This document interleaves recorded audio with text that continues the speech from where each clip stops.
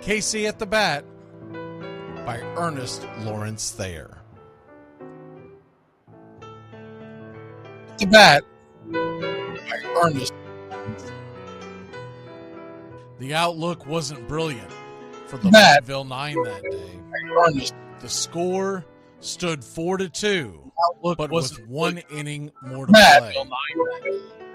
And when Cooney died at first and Barrows did the same, a pall-like silence fell upon the patrons of the game. A straggling few got up to go in deep despair. The rest clung to the hope which springs eternal in the human breast. They thought, if only Casey could but get a whack at that, we'd put up even money now with Casey at the bat. But Flynn preceded Casey, as did Jimmy Blake, and the former was a hoodoo, while the latter was a cake. So upon that stricken multitude grim, melancholy sat, for there seemed but little chance of Casey getting to the bat. But Flynn let drive a single, to the wonderment of all, and Blake, the much despised, tore the cover off the ball. And when the dust had lifted, and men saw what had occurred, there was Jimmy safe at second, and Flynn a hugging third. Then from 5,000 throats and more rose a lusty yell. It rumbled through the valley, it rattled in the dell. It pounded on the mountain and recoiled upon the flat, for Casey, mighty Casey, was advancing to the bat.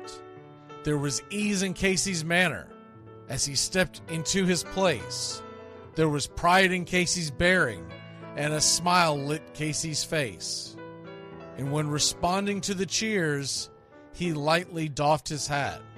No stranger in the crowd could doubt 'twas Casey at the bat. 10,000 eyes were on him as he rubbed his hands with dirt.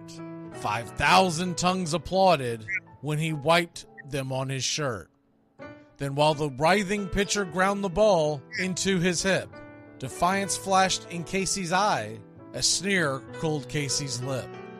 And now the leather-covered sphere came hurtling through the air, and Casey stood a-watching it in a haughty grandeur there. Closed by the sturdy batsman, the ball unheeded sped. "That ain't my style," said Casey. "Strike one," the umpire said. From the benches black with people, there went up a muffled roar, like the beating of a storm waves on a stern and distant shore. "Kill him! Kill the umpire!" shouted someone on the stand, and it's likely they'd have killed him had not Casey raised his hand. With a smile of Christian charity, great Casey's visage shone. He stilled the rising tumult, he bade the game go on. He signaled to the pitcher, and once more the dun sphere flew. But Casey ignored it, and the umpire said, "Strike two!" "Fraud!" cried the maddened thousands, and echoed answered, "Fraud!" But one scornful look from Casey, and the audience was awed. They saw his face grow stern and cold. They saw his muscles strain. And they knew that Casey wouldn't let that ball go by again. The sneer is from Casey's lip. His teeth are clenched in hate. He pounds with cruel violence his bat upon the plate. And now the pitcher holds the ball, and now he lets it go. And now the air is shattered by the force of Casey's blow. Oh, somewhere in the favored land, the sun is shining bright. The band is playing somewhere, and somewhere hearts are light. And somewhere men are laughing, and somewhere children shout. But there is no joy in Mudville. Mighty Casey has struck out. Casey at the Bat, Ernest Lawrence Thayer, published June 3rd, 1888. San Francisco Examiner.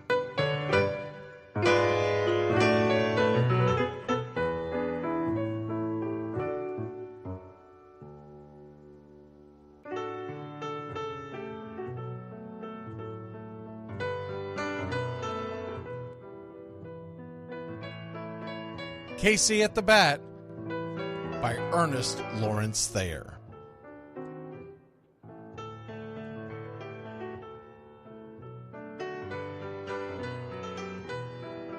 The outlook wasn't brilliant for the Mudville Nine that day. The score stood 4-2, but with one inning more to play. And when Cooney died at first, and Barrows did the same, a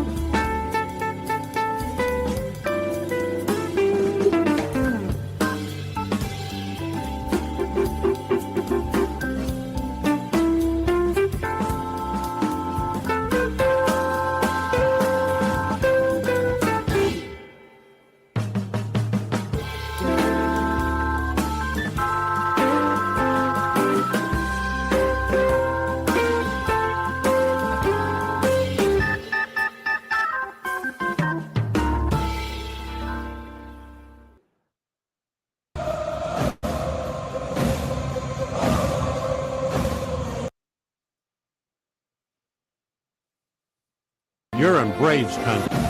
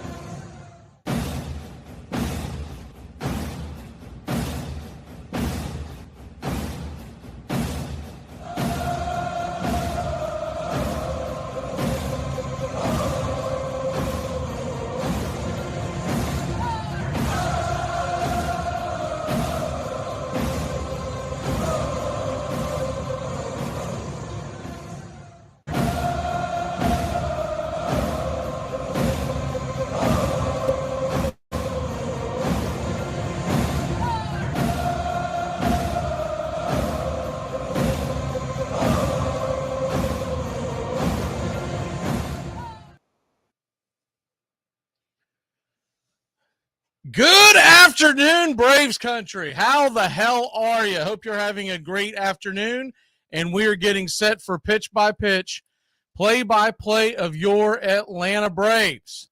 I am Mac Magee, and we're doing a couple of things a little different this year, so I'm trying to make sure that everything is copacetic as far as the sounds and everything.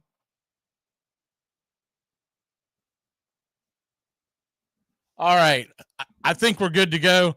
Just doing a mic check real quick for the couple of studios that have not basically gotten this yet. We're going live on a lot of different ESPN and CBS affiliates. Excuse me. For Braves Country today, I am Mac Magee. If you are in the chat, the one that most people jump in is the YouTube chat, but we're also in Facebook and a couple of other things. We're going to talk more and more about the different platforms we have going to be happening this season. We're bringing a Discord to you. We're bringing a couple of other things. But today what we're going to get into, right now what we're going to get into is the spring training preview, because there's so much going on right now in the world of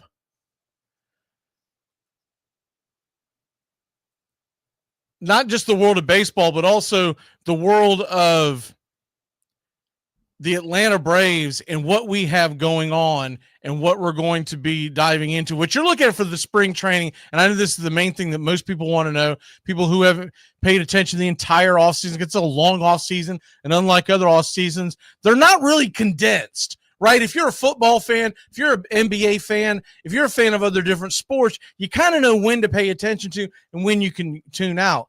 With the Major League Baseball, it's extremely just kind of dragged out, and there's been talk about how they could fix that, but right now it's where we're at. Good to see you in the YouTube chat. That's the main one I can see right now, so hello to Pushing Buttons, James Hagan, Helion, Barry, Robert, David Thomas. If I missed a few, just jump in there, because when I jump in, I may not see all of your posts, but if you're over on Facebook, I can usually see that as well. But let's go ahead and get into what are we looking at for spring training? What are we looking at for the Atlanta Braves? Why are we paying attention to these spring training games? Well, for the first time in a long time, I will tell you this. I'm going to change the view a little bit just because, see, no, that ain't going to work. Let me, first of all, let me remove this. And let me get the screen right. We'll go from there. All right. First and foremost, the Atlanta Braves, looking at what we're going to in the spring training. So your starting lineup, your everyday 9 is pretty much set, right? Taking injuries out of the equation, it's pretty much set. But as far as when you're talking about the Braves bench and the Braves pitching staff, that is a huge, huge question mark. And one of the question marks that goes on that is the starting pitching. Now, today's game is going to be a very big first step for who could possibly be our starting pitcher in the starting rotation when we hit opening day, and that's Ian Anderson. For those of y'all who haven't paid attention to this, Spencer Strider will not be ready for opening day. They hope that he can pitch in 1, maybe even 2 spring games. So we're talking about the end of March, which mean to us, big picture, is that Ian Anderson is going to be a favorite to grab that starting job. And we'll talk about that in a second why. But what it means as far as Spencer Strider most likely will not hit the starting lineup till the earliest, like early May, maybe late April, but doubtful. Because what they plan to do is start stretching them out, probably even give them 1 or 2 rehab assignments. And to me, that smells of May. If you listened to Acuna during the offseason, he is shooting towards May 2nd, which is a date with the Dodgers in Atlanta.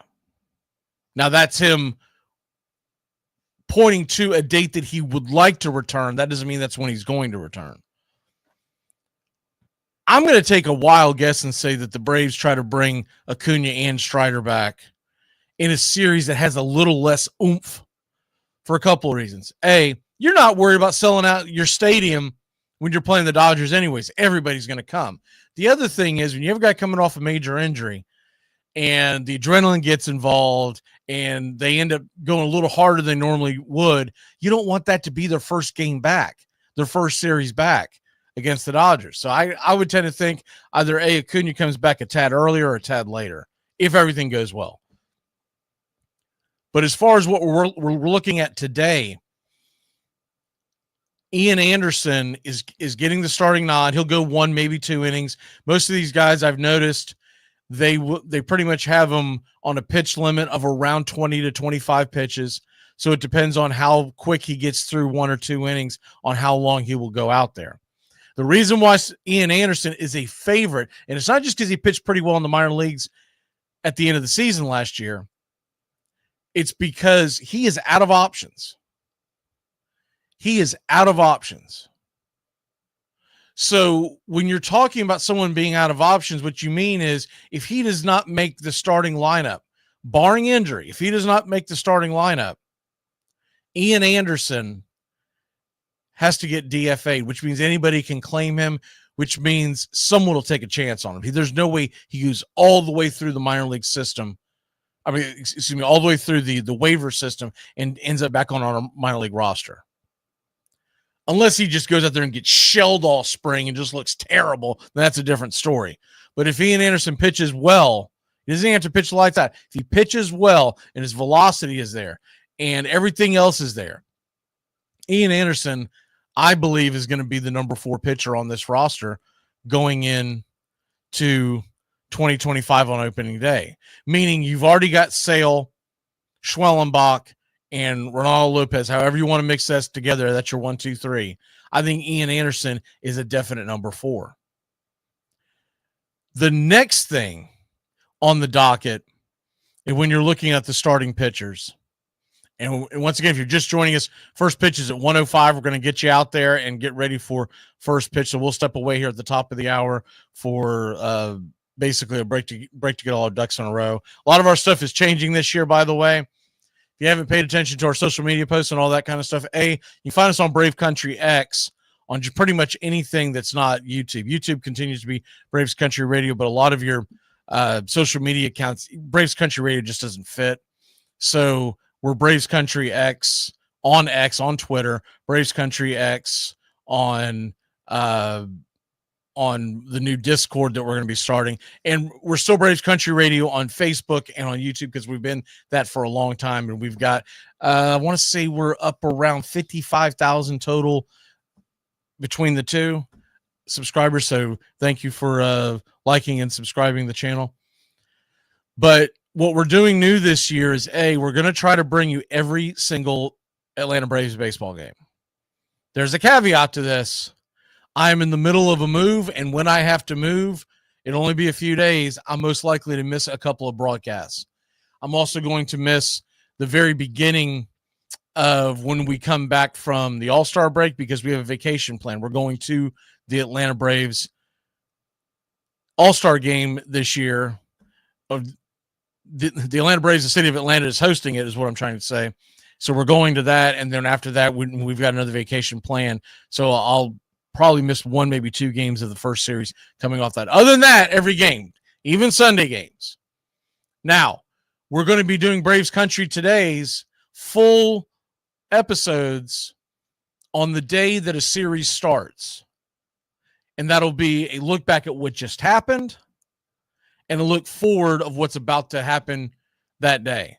Meaning the first one that we'll do on this would be opening day, but after that, we're going to be playing the Dodgers on a Monday. We're going to do it on that Monday. They're always going to be at noon Eastern, but if you miss them live, you could hear the audio replay as a part of the pregame going into the ball game that night. So the first one that I'm referring to would be on the Monday after the San Diego Padres series. We'll do a show at noon. It'll be about a half hour, something you can fit into your lunch break. And then when we then the next one we would do would be the I believe it's Miami that we're playing on opening day in Atlanta. So you catch my drift. The first day of a series, we're coming on at noon to talk about what just happened in the previous series and what's about to happen. The other thing with that is we're going to be doing Braves Country today, about a 10-minute show leading into first pitch on the nights that we aren't doing the beginning of a series, and that'll come on just before first pitch and lineups and all that kind of stuff. So all that, and you'll see other things that we're adding them as we go. You won't see it all today, but you'll get a drift of what's going on. All right. So as far as the starting pitching goes, what you're looking at is most likely our number 5 starter is probably with the lead in the clubhouse right now, as they like to say in the world of golf, would be Grant Holmes. But you got to realize Grant Holmes, if he doesn't work out as a starting pitcher, he is a hell of a bullpen weapon. So it's one or the other, right? And then, of course, we just mentioned Sale, Raylo, and Schwelly. Those are your 1, 2, 3, plus Ian Anderson is 4. And then I'm thinking it's Grant Holmes 5. When Strider comes back, who the hell knows what they're going to do? What they could do is slide Grant back into the bullpen, leave Ian Anderson in the starting rotation, or they do some kind of combination where they're both on the roster and they go to a 6-man rotation. Regardless, what we do know about the Atlanta Braves, we're going to take the last couple of years as an example. The Atlanta Braves went through 13 starting pitchers the last 2 seasons. In 2024 and 2023, we used 13 starting pitchers each season. That's about league average. You go into a season thinking you're going to need about 11 to get through a 162-game season, but with injuries and whatnot, 13 is not terrible when you talk about the injury front. Last year, we went through 28 different 28 different pitchers. So 28 pitchers on our roster. The year before, 30. So you can figure out that that's about where we're going to be. So just when we're talking about the 5 that make opening day and the 8 that are in the bullpen, a total of 13, that's not what we're paying attention to, especially in spring training, because we get to see it with our own eyes every day. We're looking at the bullpen. We're looking at the depth of the bullpen, guys that may be used in spots because of injury, because a guy's struggling, et cetera, et cetera. So we're going to be paying attention to the Dylan Dodds. We're going to be paying attention to the Bryce Elders. So when you see them get shelled in spring training, it's not ho-hum, who cares? It's, damn it, we got to start figuring out if this guy's going to be a long-term asset to the club, or do they move on from him? Hurston Waldrop, AJ Smith-Shawver, all those guys are going to be key to what's going on in 2025. And we'll get into the depth of the bullpen on the game itself here in a little bit, and we'll get into other things. But I just wanted to get you an idea of what we're going to be looking at. As far as the bullpen this year, remember, there is no AJ Minter. He signed with the Mets. Joe Jimenez is expected to miss most of, if not all of 2025. So what does that mean, big picture? Big picture, it means that we don't have a setup man on the left or right-hand side in stone right now. Those were our 2 setup men in 2025. So from the left side, what we're looking at, people are talking about Aaron Bummer. I like Dylan Lee as the guy who ends up being the left-handed setup guy. But remember, they did make a financial commitment to Bummer, and then to keep an eye on a dark horse, a guy who I think is going to make the roster, but we'll see what his role is, Angel Perdomo. He has a huge strikeout rate. He's a left-hander. Now, he's coming off major surgery, major injury, but at the same token, when he was healthy, he's got some stuff. From the right-handed side, I think the leader in the club has to take the role in the setup is one or 2 guys. Most people are going to lean on Pierce Johnson. I'm going to say it's Daysball Hernandez. I loved everything that Daysball Hernandez did at the end of the season last year, and I just like his stuff better for an 8th-inning role. I just do. Davis Daniel is going to be in the mix. You're going to hear about Domingo Gonzalez, Roddy Munoz, Anderson Pilar, Amos Willingham. And once again, AJ Minter is a Met. Joe Jimenez is on the shelf. And Tyler Matzik, he's a New York Yankee.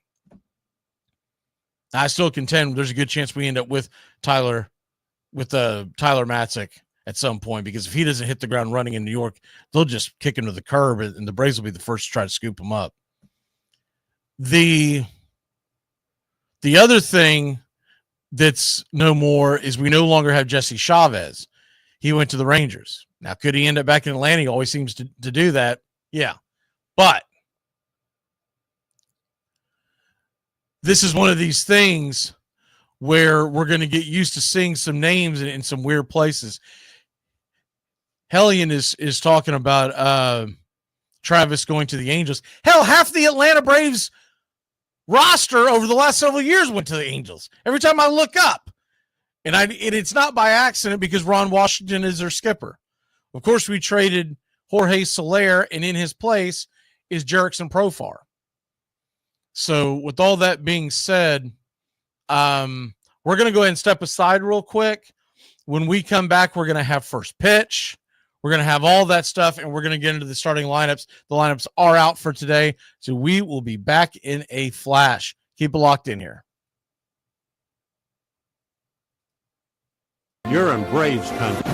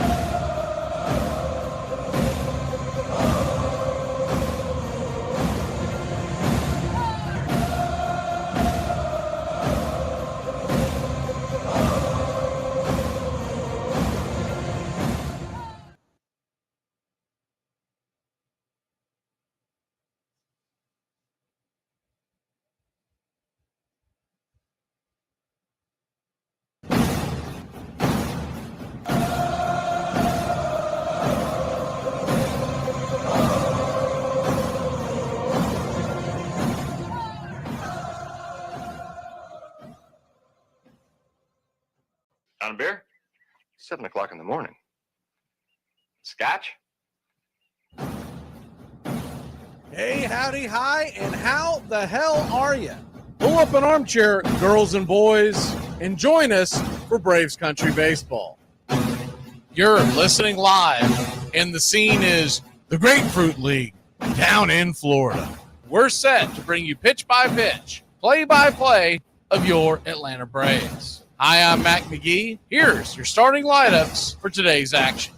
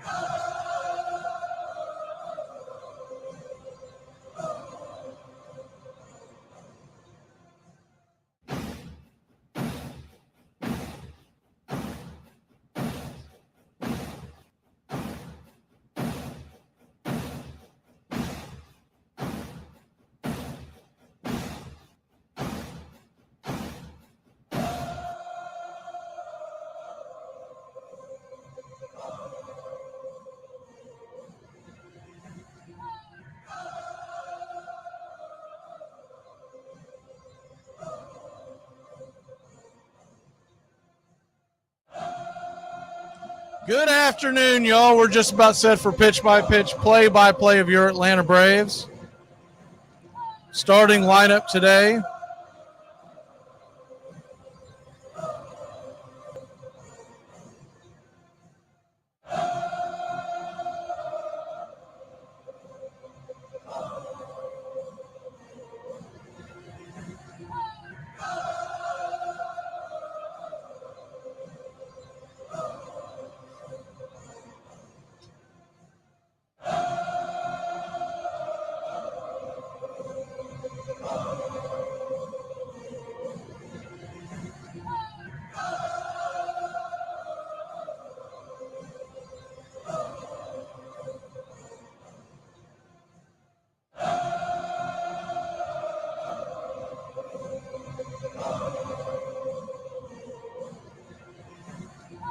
All right, starting lineup today, we are set. Tampa Bay will start off with Palacios leading off at second base.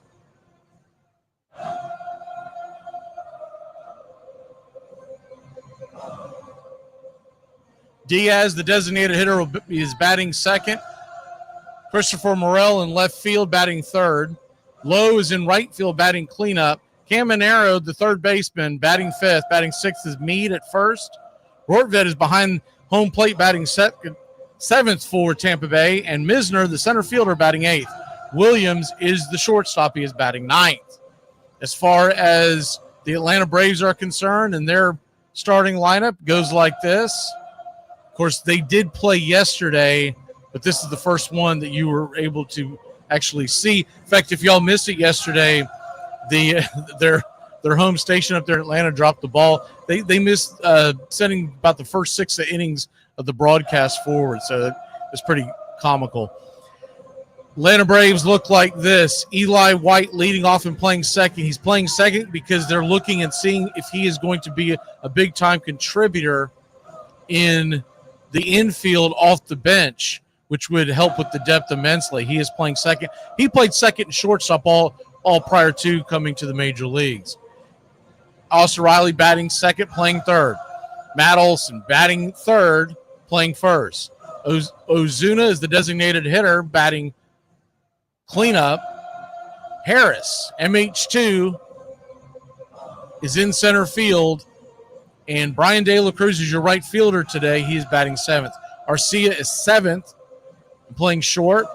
Marisnik is in left field and batting eighth. And Chadwick Tromp is your catcher behind home plate, giving Sean Murphy the day off. Ian Anderson for the Atlanta Braves. He is going to be towing the rubber. The Braves are wearing their home spring training uniforms, dark blue, Atlanta across the chest, tomahawk underneath. Red ball caps, blue bill, much like the one you saw in the pregame show that I had. If y'all missed that, I actually really like those hats. I'm just not a big fan of non-trucker hats, so I went with the trucker look. The first pitch is on the way, and it is down below the knees for a ball. It's 1-0.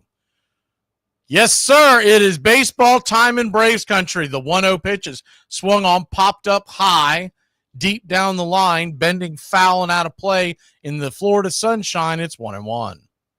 Braves nothing, Rays nothing.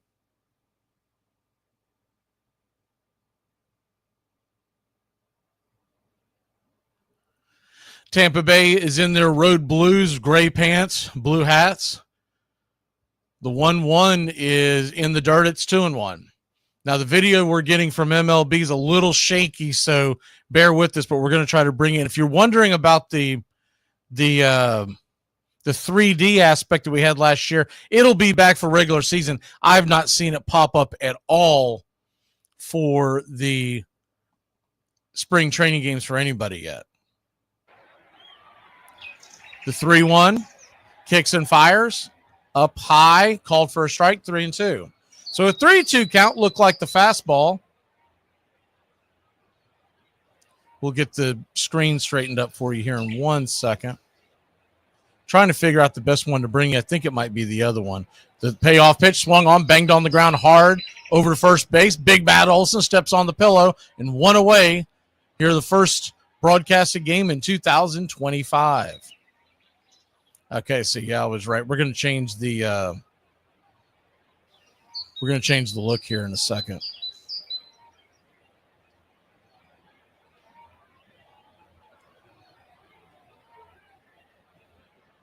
Braves nothing.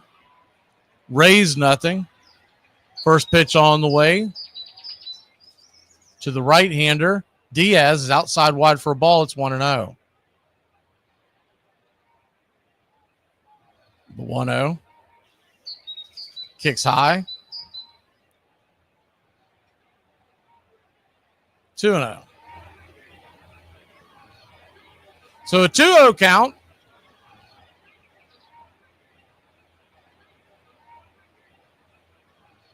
Anderson comes set, kicks and fires, just misses on the outside. 3-0. Ian Anderson, if you missed the pregame show, he is the odds-on favorite to win one of the two open starting position jobs for opening day. The 3-0 right down the middle. Strike high and tight. 3-1. We'll get to comments and everything here in a second. I have to get this set up. I got to send it to the station correctly as well. 3-1 outside wide, ball 4. So Ian Anderson walks the second batter on 5 strikes. On 5 pitches, excuse me. Taking all the way. This might be a little better. Let me see if I can get this screen. They're finally starting to put the actual pitches on there, so this might be the best way to go. The other one has too many ad pop-ups in it. First pitch on the way, right there at the knees for a strike. It's 0-1. Christopher Morel, the batter, ex-Chicago Cub, came over in the trade. Cubs making a bunch of deals in the offseason. The 0-1 from Ian. Bender down and away, 1-1. So a 1-1 count.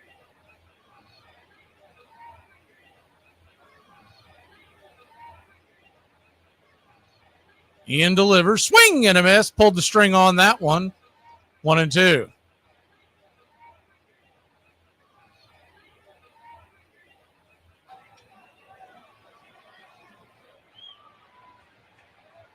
The 1-2. Turns around and flips it over to first to keep the runner honest.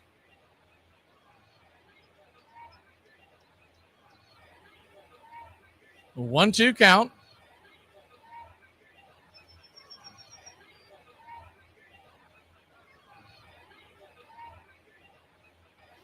Ian delivers up high for a strike. Caught, looking strike 3. We don't have the advantage of having the box on the screen today, so you're kind of doing a guesstimation, but it did look like that hit the top of the strike zone. Looked like a slider that didn't slide.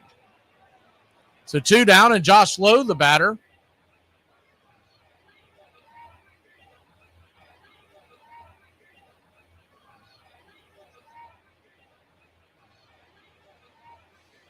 Josh Lowe, righty-lefty matchup. First pitch on the way inside. Misses Lowe. It's 1-1.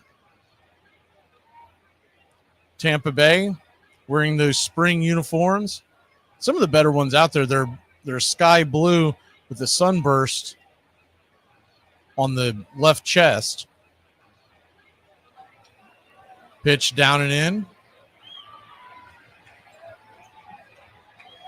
1-1.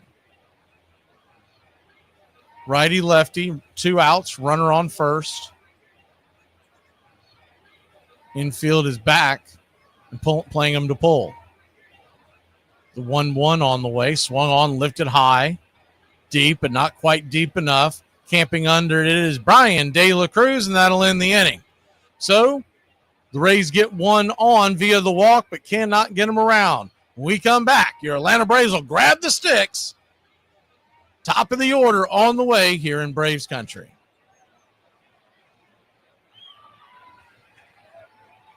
Oh, I totally consider myself a people person in my head. In reality, I'm probably more like a coffee person.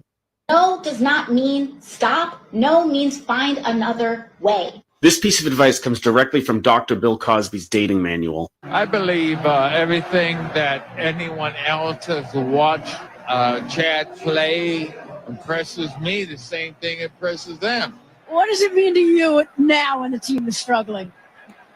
I want to kiss you. I couldn't care less about the team struggling. Grandpa, would you like to take us fishing and tell us life lessons and stories about your childhood? I got a better idea. Why don't you boys go dig a hole and I'll get another beer? Someone didn't love you enough when you were little, did they? Good call. Ladies, if he doesn't help you with your bags at the airport, that's not your boyfriend. That's your baggage. Now, let's be honest. There are some players that do not want to be at home plate with the game on the line. George reveled in it, embraced it, loved it, and usually delivered. I always thought of myself as a clutch player. I think the more nervous I was, the more clutch I was. Alexander has to come to him in this situation. Wilson at first, nobody out. Well hit to left center. Back goes Mosby, along with Bell. Forget it. Home run Brett. George Brett certainly has no superior and may have no equal as a showcase player in all of baseball. Any second now, he'll be coming out for the curtain call, and there he is. George willed the Royals to win Game 3. Ground ball. Well, he's in a slump. It's only a single, and he's 4 for 4. That was the best game by far I've ever played in my life. It's popped up, and appropriately it will be Brett. Kansas City wins it. He'd almost single-handedly won the game and would hit .348 overall in the series. Welcome back. Braves Country Radio, Braves Country Baseball, first game of the 2025 season. First pitch on the way from the left-hander. Tampa Bay Rays. Miss right there for a strike. It's 0-1. The 0-1 kicks and fires to Eli White. 0-2. Welcome back, Denise.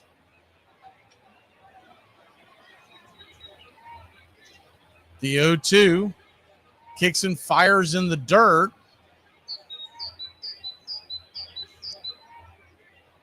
So it's a 1-2 count to White. Remember, he's going to be trying to play all over the infield this spring to give the Braves added depth. The 1-2 swing, sliced it foul down the line, right side. I always wondered about that. And for those of y'all who don't play MLB The Show, if you do and you've looked at Eli White's card, you always see that he can play almost every damn position. So I'd always look into it, and I'd see that he played all over. The 1-2, down below, 2-2.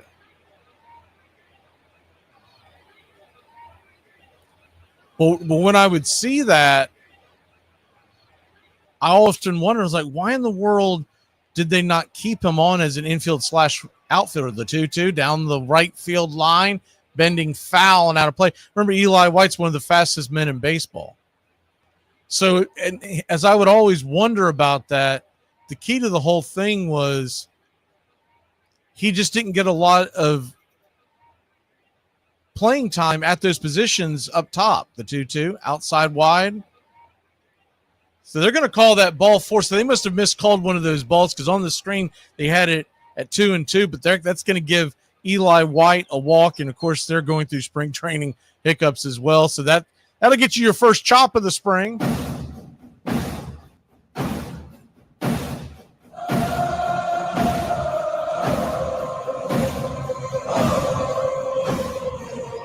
First pitch on the way to Austin Riley is right down the pipe for a strike. It's 0-1.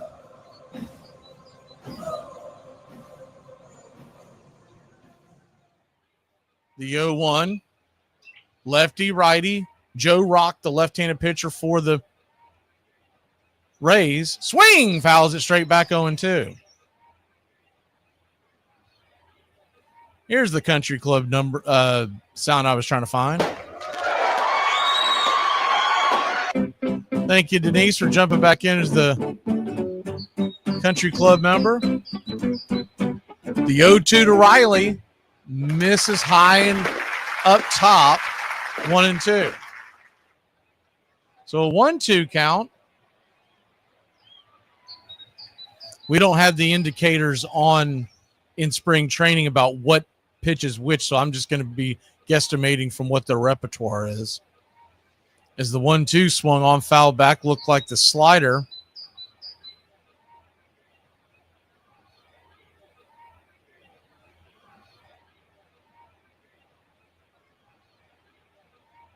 Beautiful sunshiny sky here in Cool Today Park. The 1-2 pitch swing goes down and gets it, but fouls it into the crowd, into the palm trees, past the sunny into the shaded region. We're going to do roll call here in the middle of between innings 1 and 2. We didn't get a chance to really get to that traditionally like we do. We're trying to time these up. The 1-2 down and in. Did he go around? They're going to check down to first. He did not. 2-2. Now, what's new for this spring, but not all the games are going to have access to it, we'll just kind of adjust it as we go, is that Major League Baseball is trying what they're calling an ABS system, automatic ball strike. And what that means is the 2-2 swung on, fouled straight back. We'll do it again.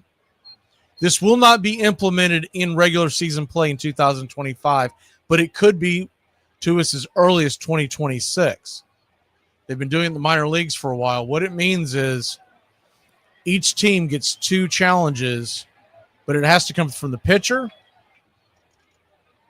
The catcher is the 2-2. Swung on, grounded over towards up the middle. Should be a 6, 4, 3. No, did not hold on to it. In and out of the glove. Riley beats out the throw. An errant throw, but it will not be an error because you cannot assume 2. So the Braves will keep a runner on base. Eli White is the automatic out on the 6-4.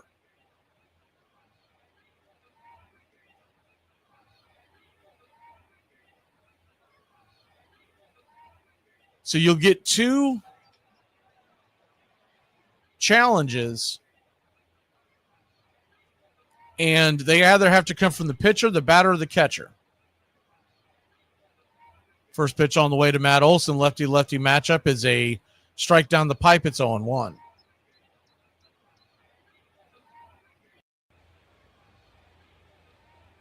The 0-1 in the dirt, 1-1. So 1-1 count.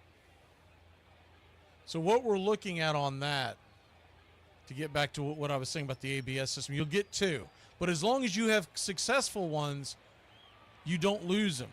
You can only have 2 that do not, or they're not challenged successfully, as the ball's hit hard on the ground, and it's going to be a 4-6-3 inning-ending double play.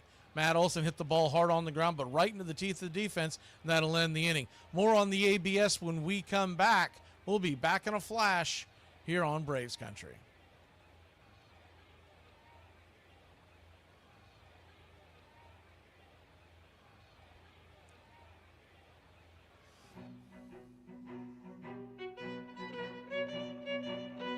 Hey, Braves Country, Mac Magee here for American Rebel Beer. From the mountains to the prairies, to your pint glass with white foam, we're bringing back beer with a backbone. All that matters in our brew is taste and a touch of American excellence. American Rebel Beer, born in the USA.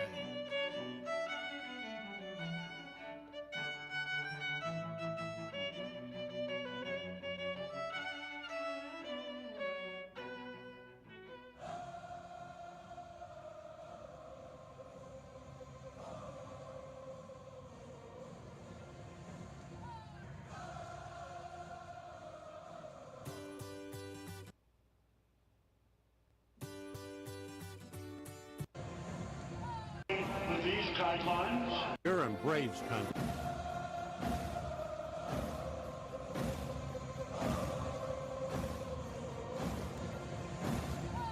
This is a reminder, disorderly conduct will not be tolerated. Please respect your fellow fan and refrain from any unruly behavior. Failure to comply with these guidelines will result in ejection. All right, time for a little bit of roll call here. Good to see you, Denise. Your card was stolen. I hope everything's all right on that.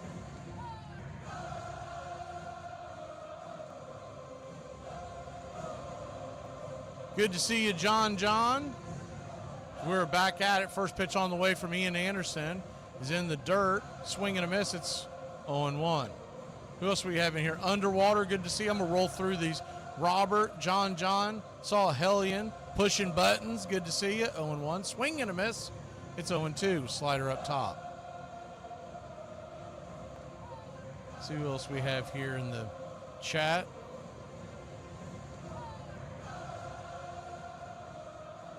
James Hagan, good to see you. Thank you for the donation.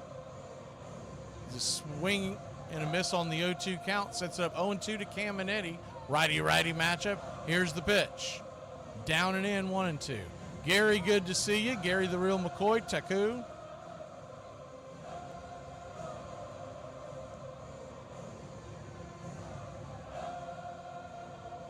Saw Robert earlier. Barry. The 1-2 pitch is in the dirt.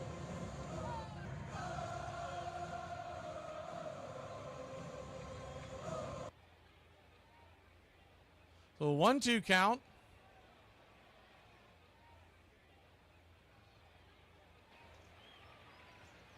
Make it 2-2. Swing. Fouls it up top. Straight back. Slaps against the string. 2-2.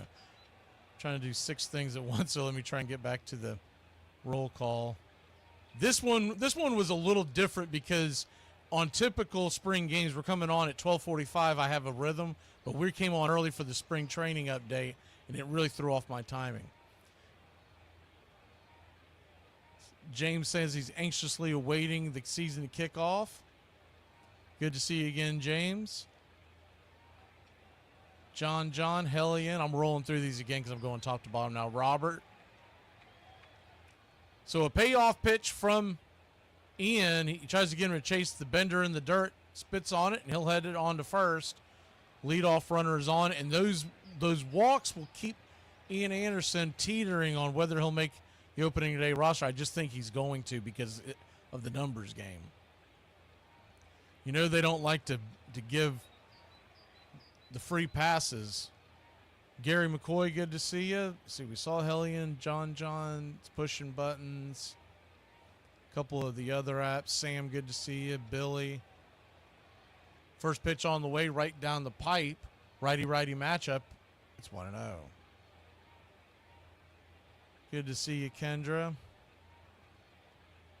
Let's see who else we have in here in the YouTube. The 0-1 swing. That ball's hammered over into right field. That's going to get through for a base hit, and they'll have runners on first and second. Nobody out. Start the second inning. Got to figure Ian Anderson's not going to have a whole ton of pitches, so he could come out at any point here in the second inning. But I'm sure they don't want him to leave on a bad note, so they'll let him throw a little longer. The catcher, Bent Rortford, is standing in the batter's box now. Runners on first and second. Nobody out. Top of the second, 0-0 your score here in Atlanta's home stadium, Cool Today Park. First pitch in the dirt. Bangs just in front of home plate. It's 1-0. I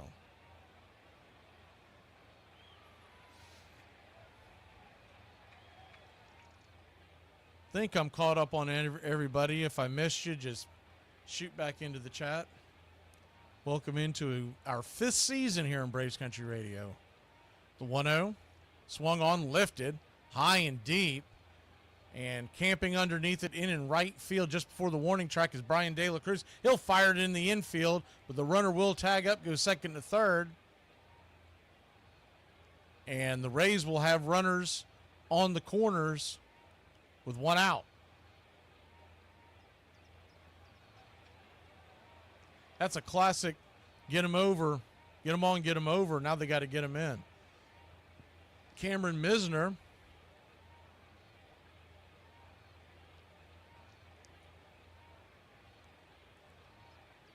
make sure to hit that like button. We don't play the like game as much in the spring with putting the sign up, but they are moving it to 125. I was informed earlier this week.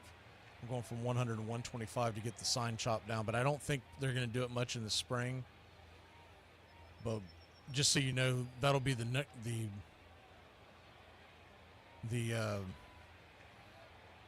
magic number. Hellion is still in Jacksonville, huh? I'm heading out of Jacksonville, Hellion. That was what the conversation was at the pregame show. We just don't know the exact date and everything, but it'll be sometime in the middle of the season. The 2-0 count.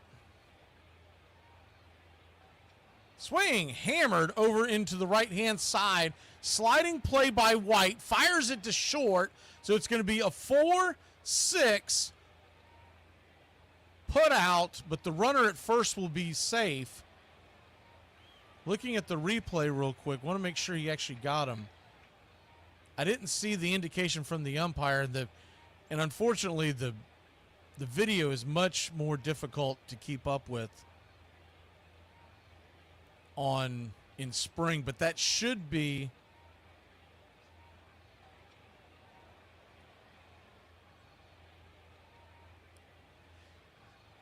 despite what your screen says. I think they just updated. It's 2 outs, runner at first, and the score is 1-0 Tampa Bay.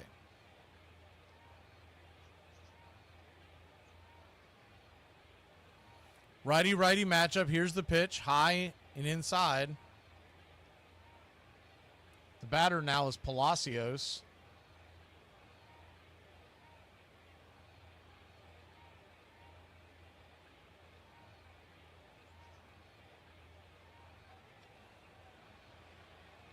The 1-0. Call that high in the strike zone, 1-1. So a 1-1 count. I think the main thing you're looking at this spring, if y'all are looking for stuff to, obviously we want to see the Braves win because we always want to see the Braves win.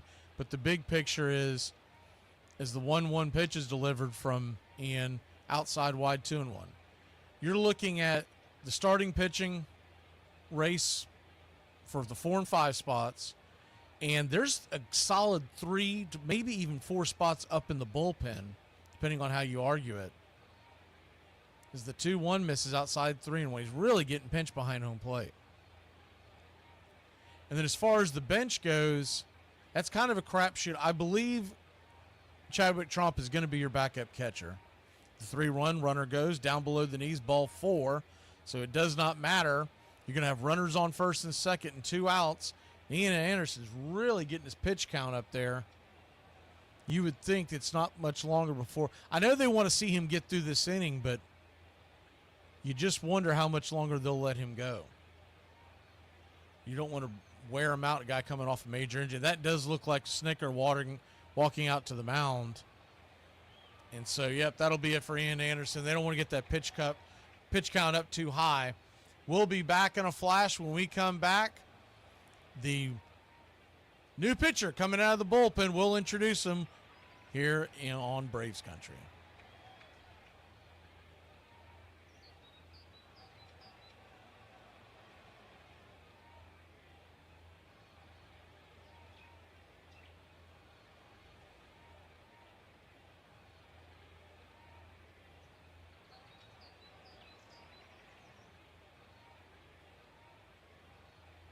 Bruh, the clitoris has 8,000 nerve endings and still isn't as sensitive as some of you motherfuckers. About 4:15, I wake up, I brush my teeth, I scratch my and you know what I do after that? I have a captain and black coffee. Because you know what I am? I'm a savage. Savages drink. We drink. How much postage does it take to send a letter to Canada? Who's it going to? Canada. It says, Dear Canada, you. Andres Galarraga is a birthday. Hey, Braves Country, Mac Magee here for American Rebel Beer. America's patriotic light lager, all natural ingredients. Stand tall, be proud. The perfect beer to celebrate life, liberty, and your pursuit of the American dream. America's patriotic light lager, offering a crisp, clean, bold taste. Perfect beer to celebrate life, liberty, and your pursuit of the American dream. A beer with only 110 calories that tastes like a full-flavored beer and celebrates like freedom.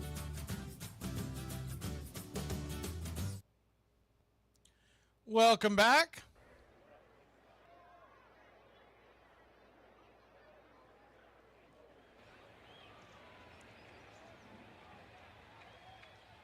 Palacios will be the batter now. They had it up there incorrectly before. It was Williams that ended up getting to first on that walk. Palacio now the batter. Lefty-lefty matchup. First pitch on the way is a bender in the dirt. It's 1-0. Pitcher on the mound for your Atlanta Braves is Chasen Shreve. Remember, we signed him in the offseason to a minor league deal. The 1-0. Kicks and fires. Teardrop at the knees, 1-1. So a 1-1 count.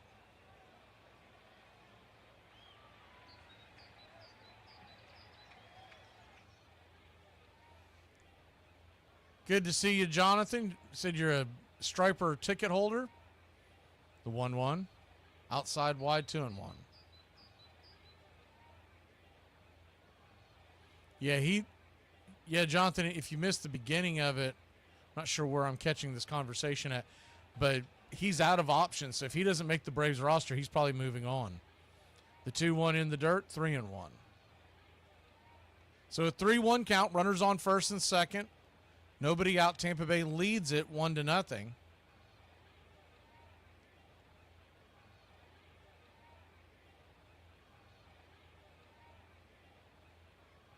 Looks over his shoulder, lets her rip. Outside wide, ball 4.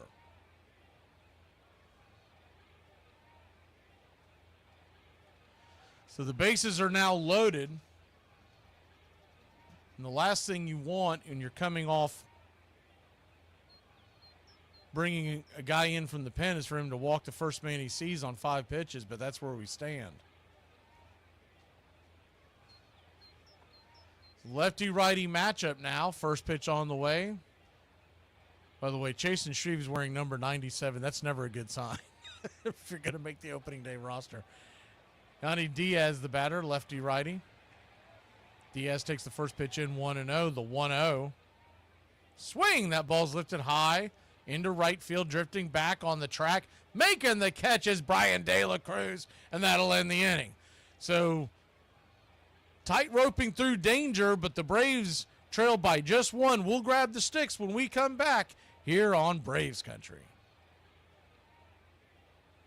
This portion of the show is being brought to you by Ed's Almost Good Beer. Remember, Ed's Almost Good Beer was brewed in God's country when God wasn't looking. Hey, Braves Country, this is Mac Magee with Braves Country Radio. We are bringing you pitch by pitch, play-by-play of your Atlanta Braves all year long. Please like and subscribe today. It's free, and it helps us bring you more of the game we all love. Braves Country Radio, your home for the classic call of Braves Country Baseball.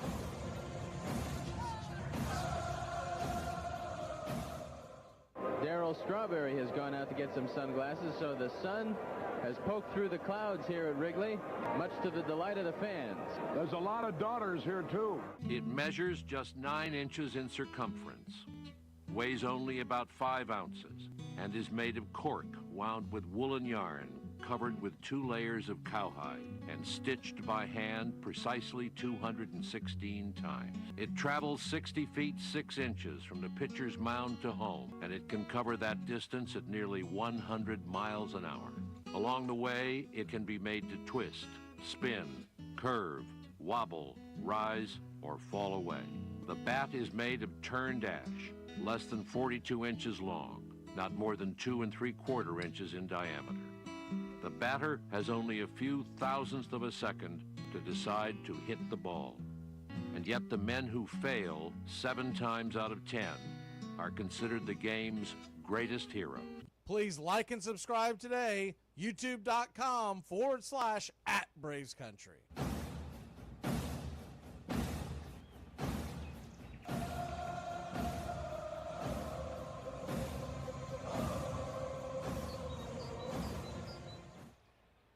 Welcome back. Braves and Rays. Tampa Bay leads at 1-0. We're heading to the bottom of the second inning. We'll get Marcell Ozuna to lead us off. He'll be followed by Harris and De La Cruz. Brian De La Cruz brought over in the offseason. He was a minor signing, but until they signed Jerickson Profar, he was the biggest signing of the offseason. Jerickson Profar was signed a few weeks ago and really got Braves country feeling much better about the offseason that was.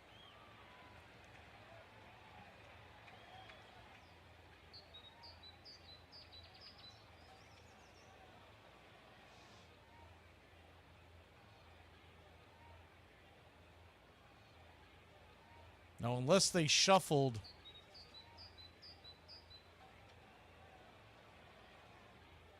the lineup, we're waiting for them to actually reappear on the screen. Like I said, with these spring games, especially the ones ran by MLB Video, it's really, really difficult because they don't have the best people running the screen. And as of right now, they don't have anybody running the screen. All you're seeing is the site up and the card. So I'm going to do this. I'm going to try to do this via what I see on the live scoreboard on a different deal. They're showing Michael Harris II up to bat. And with one out, Michael Harris has just struck out. So they must have lost video is the only thing I can figure out what's going on here. But we'll stick with it. We'll give it to you the best we can. I'm not seeing anything different than you're seeing. I'm just guessing by what I see on the scoreboard. So De La Cruz takes the first pitch, swing and a miss on the inside track. It's 0-1. There we go. Now we're back to video. Y'all should get yours pretty soon as well. The 0-1, that ball's going to get dropped into the outfield and down for a base hit. And though they had originally rang up Ozuna as not getting on, Ozuna was on base. So we got runners on second and third with one out.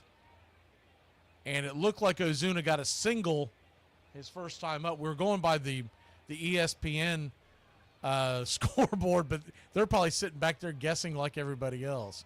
So the video is back. So Brian De La Cruz drops a double into the right center field gap. We should be back. So that kind of reminds me of the stuff that I hear about what they used to do. The very first days of radio in the early 1920s, they had no video. Nobody could see the game. They were getting it telegraphed, and you would just make up what you were told. I was about to start doing that. First pitch on the way to Orlando Arcia, batting seventh, which I'm sure everybody's like, oh, that's way too high. He takes it outside. It's 1-0. But Orlando Arcia is batting seventh because as the 1-0 is swung on, rifled over the right side, right at the first baseman, an atom ball, 2 away. The one place you couldn't hit the ball, he hit it. He was actually being smart and hitting it the other way, but he hit a line drive right to the first baseman who did not have to budge an inch. He was the only defender over there. A little bit to his left or his right, that's going to score 2 runs. Jake Marisnick is batting eighth, and that's why Arcia's got the 7th hole and Tromp in the 9th. Lefty-righty matchup. The first pitch on the way to Marisnick is high and outside. It's 1-0.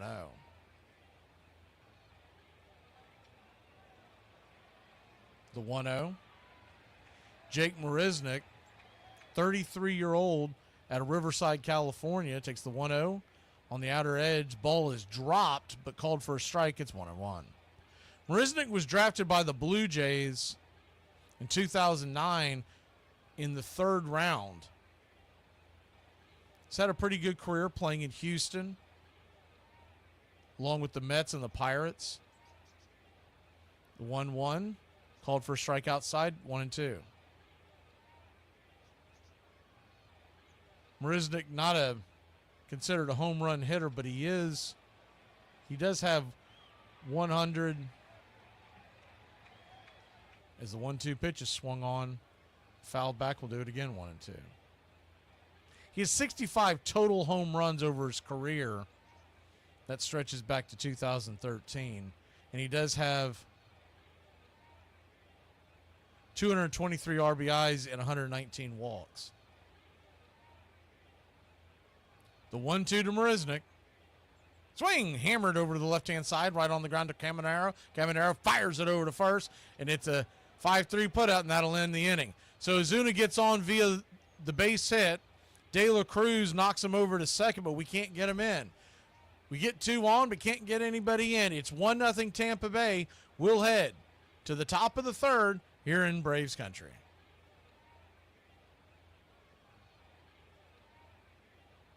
This portion of the show is being brought to you by Ed's Almost Good Beer. Remember, Ed's Almost Good Beer was brewed in God's country when God wasn't looking. Hey, Braves country, this is Mac Magee with Braves Country Radio. We are bringing you pitch by pitch, play-by-play of your Atlanta Braves all year long. Please like and subscribe today. It's free, and it helps us bring you more of the game we all love. Braves Country Radio, your home for the classic call of Braves Country Baseball.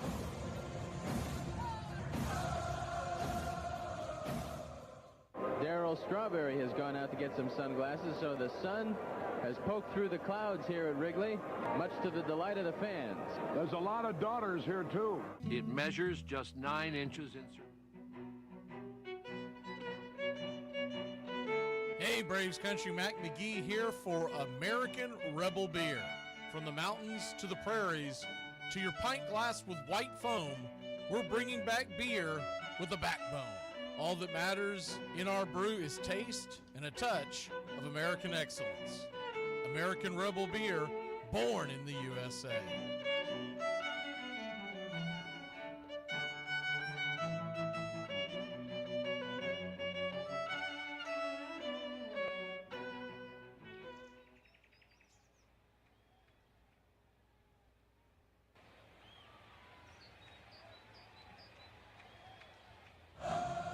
Welcome back. Braves take a 1-0 lead into the top of the third against the Atlanta Braves, and Grant Holmes is coming in. Another favorite to hit the starting job in 2025. First pitch on the way from Grant is looked like a slider outside wide for a ball. It's 1-0. Christopher Morel, the batter, righty-righty matchup. Morel struck out his first time up, the 1-0. Kicks and fires outside wide. 2-0. Here there's from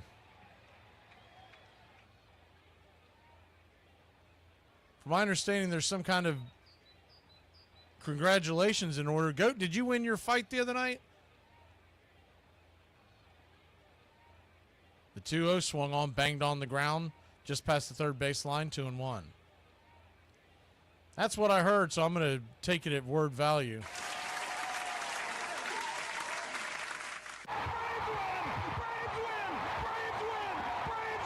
The 2-1 pitch is swung on, hammered high and deep, fighting the sun, making the catch in left field, coming down with it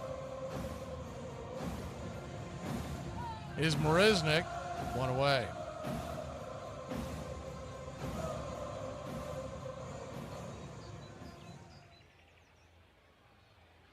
Josh Lowe coming up to the plate. Righty-lefty matchup. Holmes kicks and fires. Strike on the outer edge. It's 0-1. Well, congratulations, Goat. We were wondering about that. I thought at one point we were going to broadcast it for you, but I never got word from you, so I guess it couldn't be done. The 0-1 swung on, hammered on the ground over to Olson. Olson will step on the pillow, 2 away. Well, that's one way to get a knockout, Goat, is to get your own tooth knocked out. I've had a few of those in my day. Was zigging when I should have been zagging. Good to see you, B.A. First pitch on the way is they're going to call that a ball on the outer edge. It's 1-0.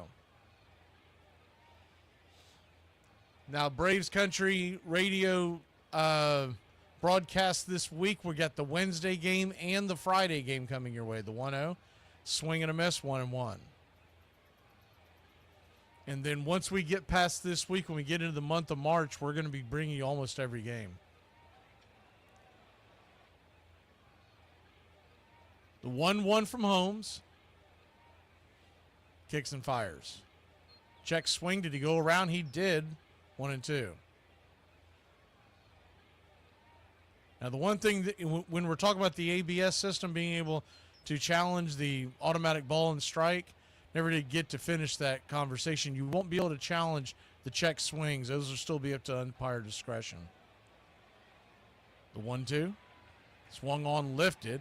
High, deep, left field. Marisnik goes back, and it's going to get over the wall. It's a solo shot, and it's 2-0 Tampa Bay.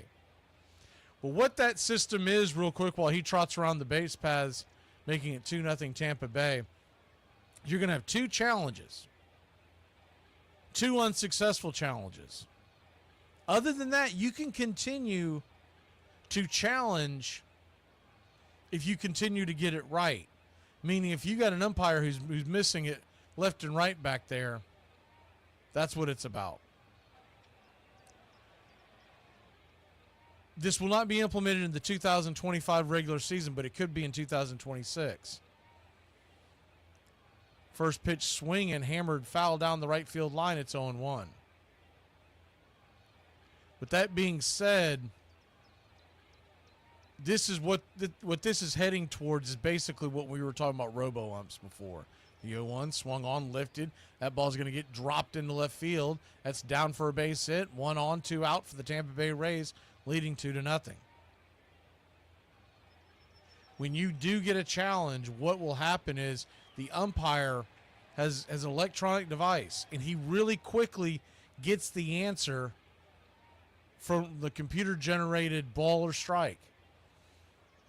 There is no long wait time of going and watching a replay in the video. It's a quick bam, bam. I saw it the other day. The game I was watching with the Cubs and Dodgers is the first pitch on the way. It swung on, popped up high and deep, fighting that summer sun and making the catches. Marisnik, man, he's really having a hard time out there. And that'll end the inning, but not before Tampa Bay puts 1 more on the board. And we come back. Braves will grab the bats. We head to the bottom of the 3rd here on Braves Country.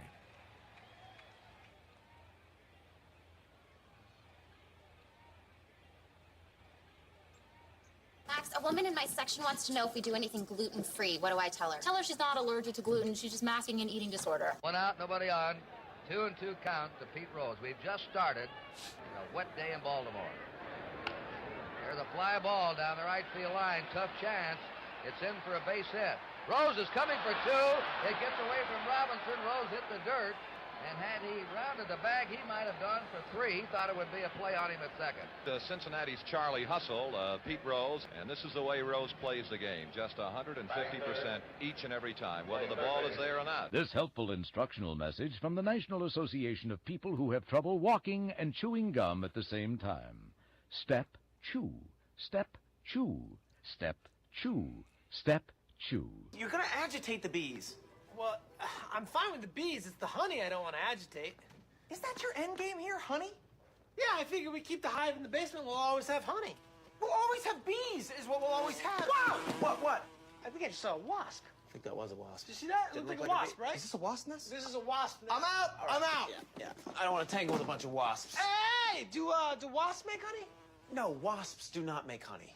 All right, well, I'm gonna check it out anyway. There could be something delicious in here that wasps do make, and I want that. Walt Whitman. Brooklyn Eagle, 1846. In our sundown perambulations of late, through the outer parts of Brooklyn, we have observed several parties of youngsters playing base, a certain game of ball. Let us go forth a while and get better air in our lungs. Let us leave our close rooms. The game of ball is glorious. You're listening to Braves Country Radio with Mac Magee, the classic call of Braves Country baseball.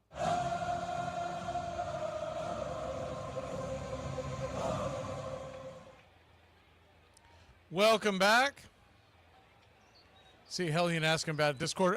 Maybe I got to figure out what we're doing with it, but we created it, and we're gonna go from there. I really haven't had time with all the stuff we've got going on to look into it, but I'll get back to you this coming month, Hellion. First pitch on the way, swung on, hammered into left field. That's down for a base hit, and your Atlanta Braves have a leadoff single to get us going here in the bottom of the third.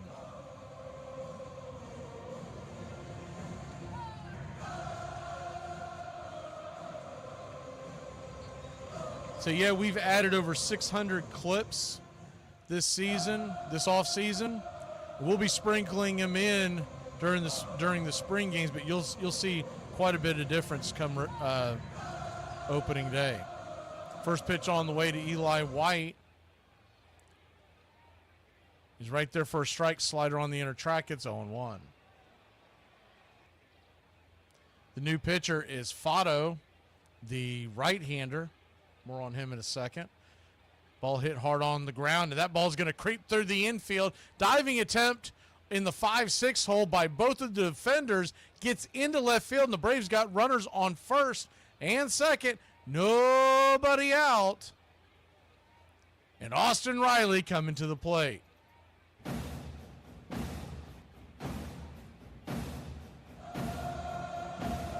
Ball had eyes.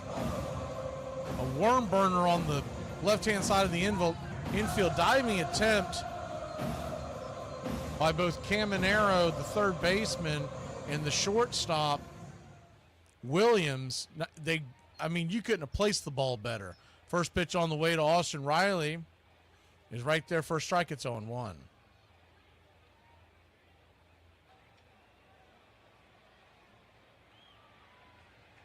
The 0-1. Swing! That ball's lifted high into right field. Should be playable. Ball is caught, and both runners will tag up and score. Going third to home is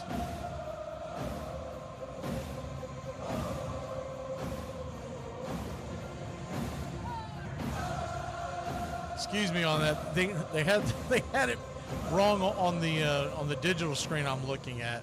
Tromp will go second to third. It'll be first and third. I thought that was a bit odd, but I've got so many things going on right here that it's a little hard to keep up. So runners on the corners, one out. Matt Olson. First pitch to Olson is in the dirt. It's 1-0. I believe the regular broadcasted games are going to be much smoother as far as trying to see and figure out what's going on. But these ones coming from MLB video, you don't get the same quality. The 1-0 to Olson, righty-lefty matchup. Inside, I guess. Bender looked like it might have grabbed the zone, but they called it a ball. It's 2-0. So a 2-0 count to Iasisopo. Talking to Tromp down there at third. He's once again back for the third base duties. The 2-0 to Matt. Swing, hammered over to first, and it's going to be a 1-6-3 double play. Olson once again hitting into a double play. Second one of the day. So no runs, couple of hits, no errors, and the Braves still trail 2-0. We'll be back in a flash here on Braves Country.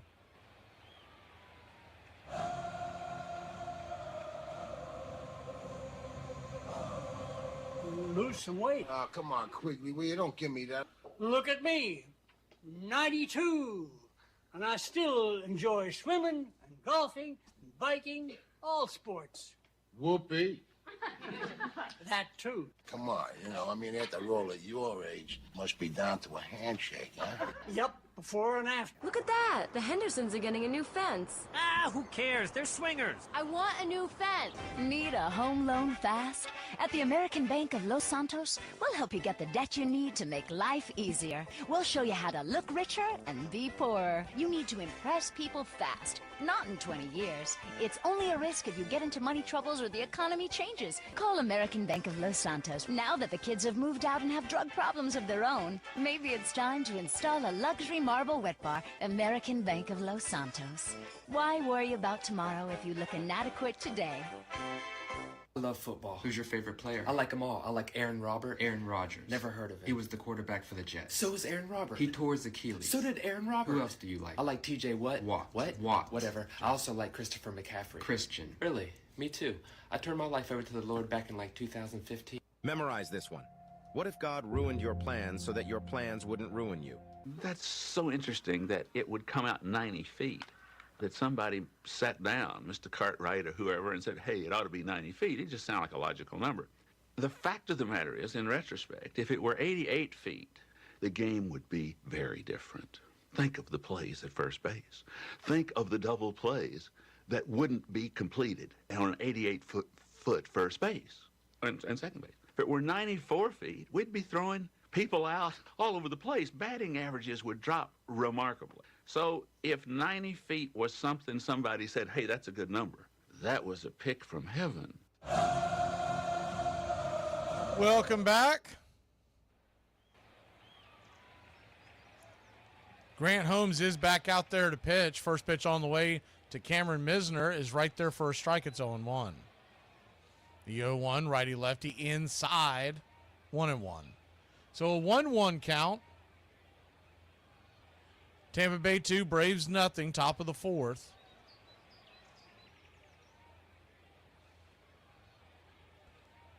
The 1-1, swing and a miss, 1-2. You're asking about the hats. Which one is the clubhouse hat? Is it the one they have on right now for the spring training games, the red ones with the blue bill and the blue A, or is it something different? The 1-1, swing. 1-2, swing and a miss, strike 3. Yak! And the strikeout will start the fourth inning for the Braves. Real quick on the numbers, if you're just joining us, the Braves have 4 hits, no runs, no errors. Tampa Bay 2 runs, 3 hits, no errors. The Braves have recorded 2 strikeouts, one by Anderson and one right there by Holmes.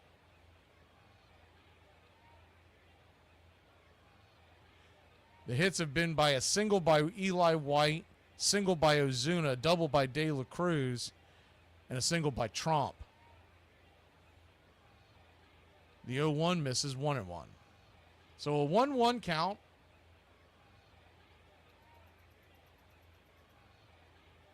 The same as last year.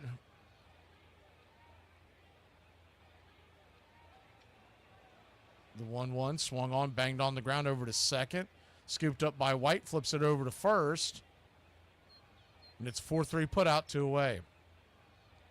So I'm not sure what the clubhouse hats are because I don't know all that lingo as far as the names of the hats, but the spring training hat is what they called it, is the one they're wearing today, and that's the one that I got. But I got one on the trucker style because I don't like the fitteds.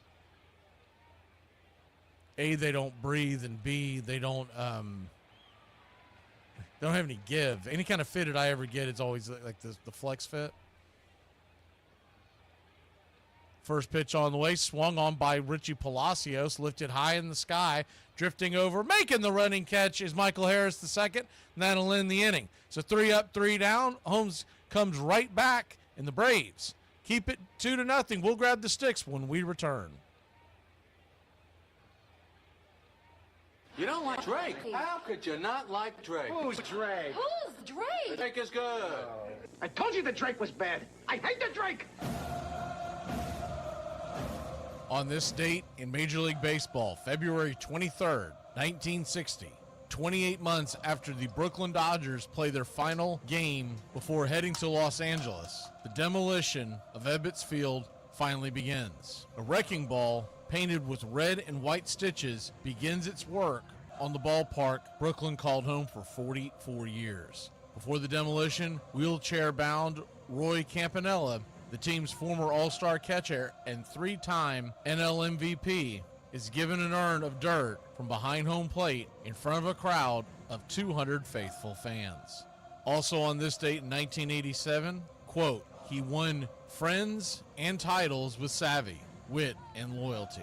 That quote was from the obituary of the Tallahassee Democrat. As 3 days into spring training, Dick Hauser's attempt to return after undergoing brain tumor surgery ends when the Royals manager finds he is physically too weak to continue. Third base coach Billy Gardner replaces the ill skipper, who will die 3 months later at St. Luke's Hospital in Kansas City, Missouri. And on February 23, 2012, avoiding a 50-game suspension, Ryan Braun becomes the first Major League player to challenge a positive test result successfully. The panel that heard the appeal voted 2-1 in favor of the 28-year-old. The test collector kept the urine sample at home and stored it in his refrigerator for 2 days before sending it to a Montreal lab. And that's your Braves Country Radio on this date in baseball history.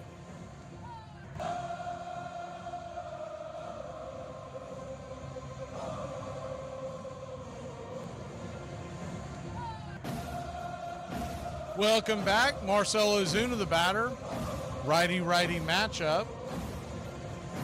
First pitch on the way to the big zoo is popped up high in the sky. Who wants it? Drifting in, making the catch in shallow right field for the Tampa Bay Rays. Justin Lau, Josh Lau, excuse me. One away. Michael Harris II struck out his first time up. But this will be the first time we've seen him because that video wasn't coming through from MLB at the time.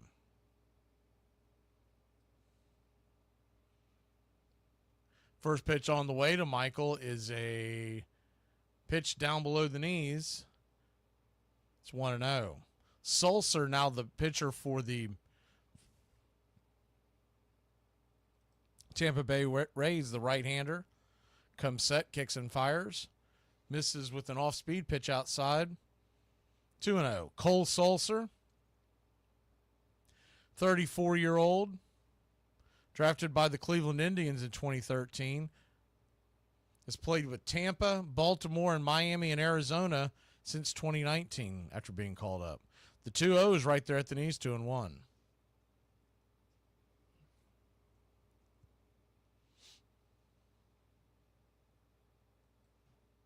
The 2-1.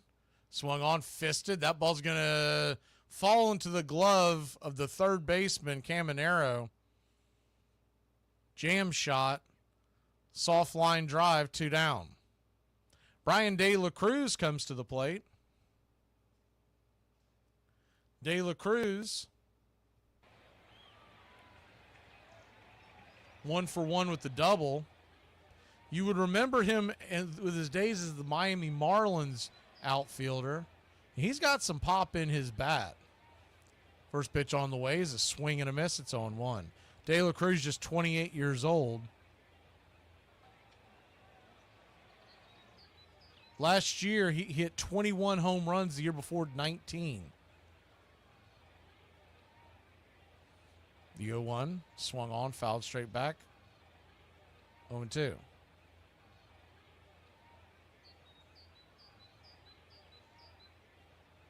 He has a career OPS of 704.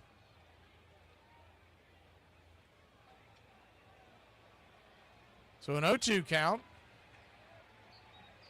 Calls for time.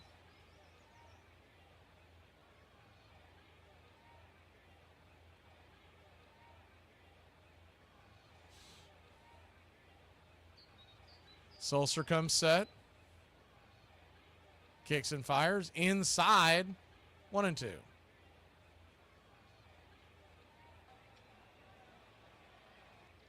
Braves nothing, Tampa Bay 2.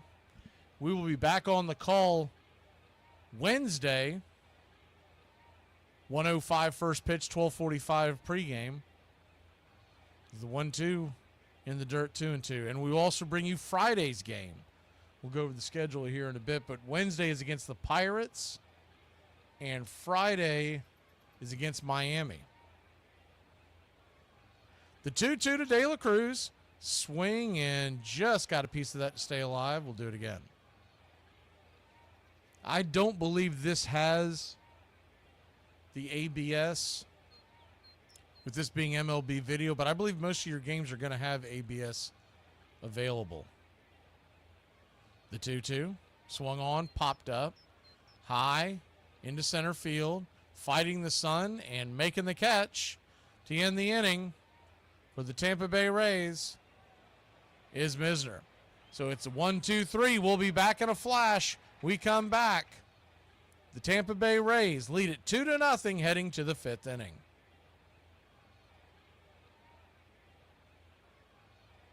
Oh, it is a good makeup day. And it looks like a good hair day because you can't see the grease under the hat. Pro tip. Slide here is your ex. But if that's the call, Mike, Will, and Sam all have to know they're shifting. Open palms to post, thumbs up's a crosser, thumbs downs and out. Trevor, why don't you get up here and draw that for us? Playing in the NFL is hard, but playing Armchair. fantasy football is easy. Fantasy football time. You won't let me draft the players I want to play. It's fantasy football, so the Hulk should be able to be on the team. You go 14 times and only win one time. It leaves a little sting. But I've said this. I know it's going to sound weird, but I've said this. If I had to go back to the future and know what the results were going to be and trade with the Marlins, who won twice and only went twice, I wouldn't do it. At the 14 times, still thinking that maybe fate might change. Going 14 years in a row is pretty incredible. Armchair. It is played everywhere. In parks and playgrounds and prison yards, in back alleys and farmers' fields, by small boys and old men, raw amateurs and millionaire professionals. It is a leisurely game that demands blinding speed. The only game in which the defense has the ball. It follows the seasons, beginning each year with the fond expectancy of springtime and ending with the hard facts of autumn. Americans have played baseball for more than 200 years. While they conquered a continent, warred with one another and with enemies abroad, struggled over labor and civil rights and the meaning of freedom. You're listening to Braves Country Radio with Mac Magee, the classic call of Braves Country baseball. Welcome back. Braves trail 2-0. First pitch on the way as we begin. Top of the 5th inning. New pitcher to introduce. It's the right-hander, Daysbull Hernandez. Misses the first pitch with the ball, 1-0. The 1-0 kicks and fires, 1-1. I do believe Hernandez is a front runner to not just make the bullpen, but possibly be in the back of that bullpen as a setup man. The 1-1 swung on, fouled straight back, 1-2.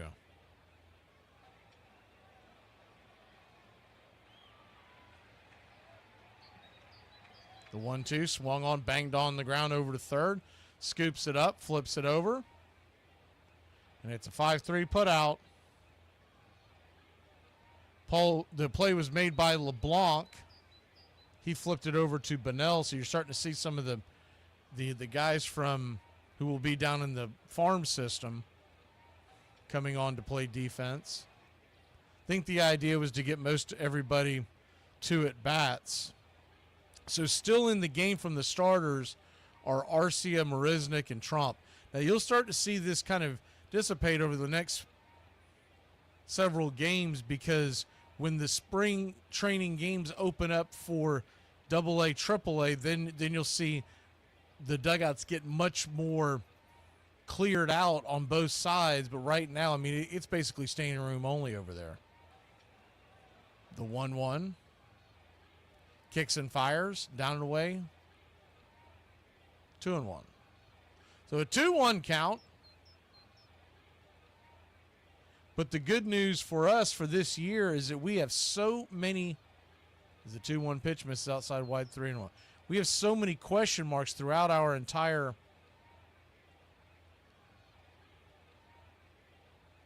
organization that we kind of need to see what these guys have.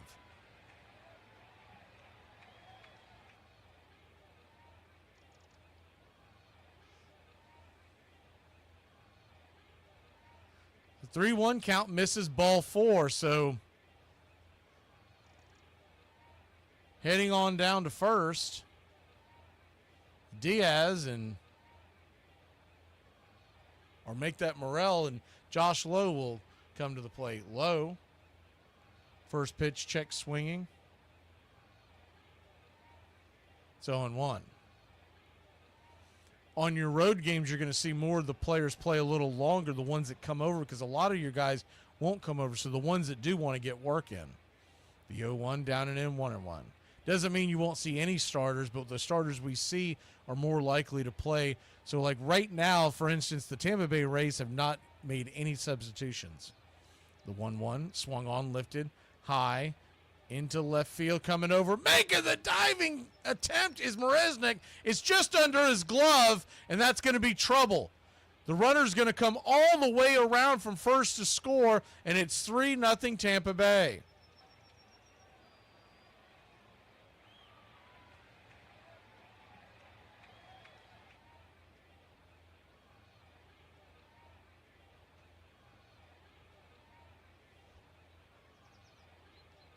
Diving attempt out there. Marisnik, I thought he was going to make the catch. He laid out, A for effort, just missed the ball. And the ball scoots back to the wall. The Braves trail 3-0. First pitch on the way, swung on, popped up, can of corn, but fighting the sun over there on the first base side is Brunell. And Bunnell makes it an F3 in your scorecard, 1 away. Make that 2 away. 2 down. Runner at second. 1 across. Braves trail 3-0. Daysbel Hernandez.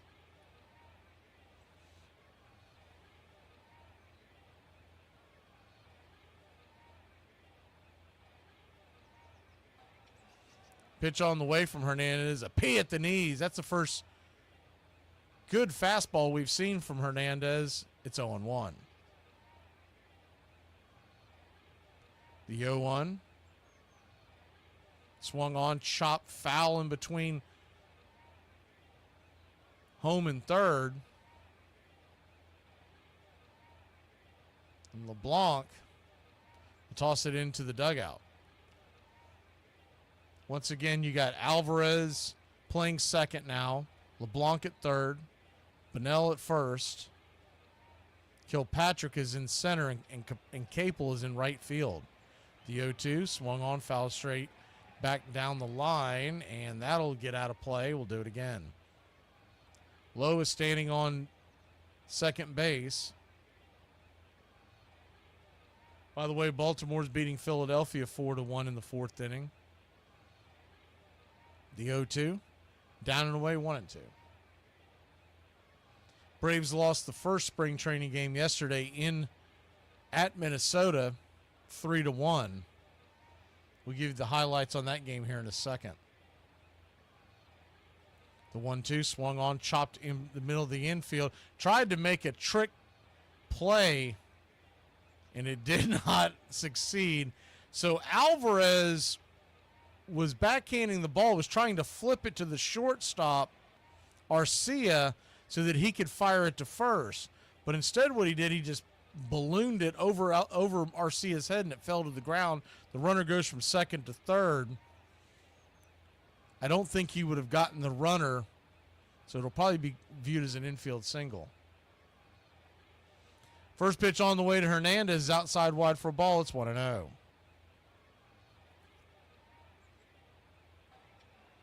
The 1-0. Kicks and fires. Misses high. 2-0. Righty-lefty matchup. Yesterday, Nick Allen, the 2-0 swing and a miss, 2-1. He is one of the front runners to make the bench, and he is an infielder by trade. Really a second baseman, but he can play all over the infield. And Nick Allen was the only one with an RBI yesterday. He had a single to center that scored Rodriguez yesterday, and that's the one run that the Braves got. As far as the pitching goes, and in that game, by the way, the Braves had just 4 hits One by Kelnick, he went 1 for 3. One by Allen, he went 1 for 2. And there was a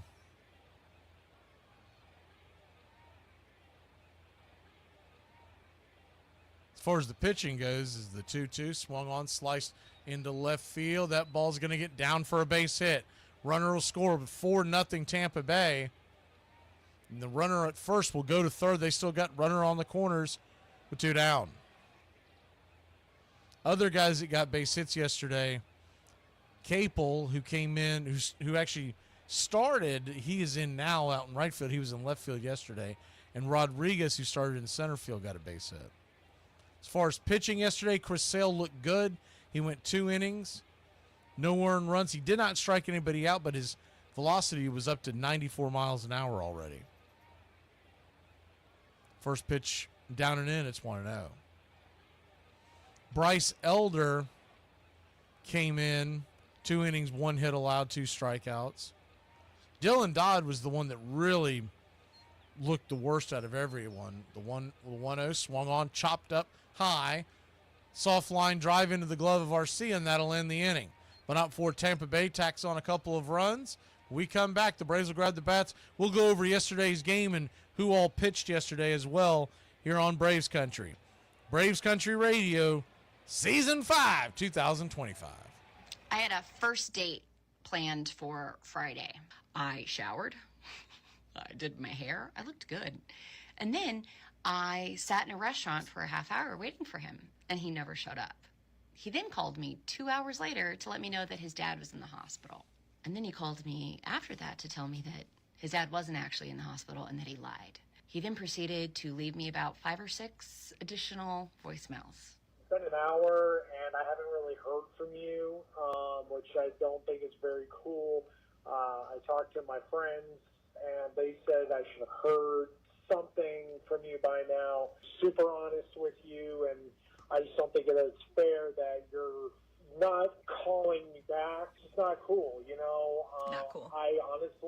I'm starting to rethink things, and I don't know. If I don't hear from you in the next 30 minutes, I'm sorry. I just don't think it's going to work out. I'm up. Biggest pick of the draft. 5th pick, 6th round. TJ Hoshimazode. Yes. Lock it up. Who? What? TJ, how's the vanilla? All right. TJ, who's your mama? Fantasy Rule 17. Know how to pronounce your draft picks. You mean TJ Hushmanzada from the Bengals? Put him on the board. Hoshimazoli. Got it. Championship. Fantasy football time. Fans are on their feet, rooting for Jack Morris. And he takes a little walk, and you can understand it. He doesn't want to do anything in a hurry. A pitch away from a no-hitter. 1 pitch. He had a 2-2 to Lazinski, and then walked him. And he is 1-2 to Kittle. Got him swinging, and he has his no-hitter. Braves Country Radio, your home for the classic call of Braves Country Baseball. Welcome back. First of all, I do want to thank a couple of the stations. One sent me the Atlanta Braves spring training hat, so I do appreciate that. And you probably couldn't make out the T-shirt I was wearing today, but another one of our affiliates sent me a T-shirt, and if you go back and look at it, it's got a Braves skeleton with the Braves cap on and everything, and you probably can't make it out, but it just says I'm dead inside until the Braves return. So I appreciate a couple of our affiliates sending that out. They didn't want me to name their name, so fair enough, but we do appreciate them sending that out. We're back to the action. It's a 2-0 count, lefty-righty matchup on Arcia.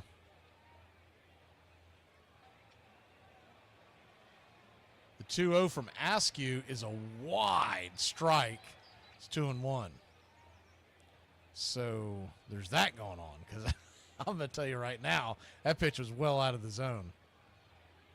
Yesterday, guys that got in to get some action, so you probably won't see them today, is the 2-1 misses inside 3-1. So we mentioned Elder, Sale, and Dodd. Dodd got pounded. 1 inning, 3 hits, 2 earned runs. But Jordan Weems came in. He's a guy who's on the fringe. He went 1 inning, 1 earned run. Walked 2, did strike out 2. It's a 3-1 pitch. It swung on, popped up high in the sky. And Arcia does Arcia type things. He'll hit him back to the dugout. We didn't fix that shortstop situation, but you have to look at it in the big picture. He's going to be the number 9 hitter. He's going to play very good defense.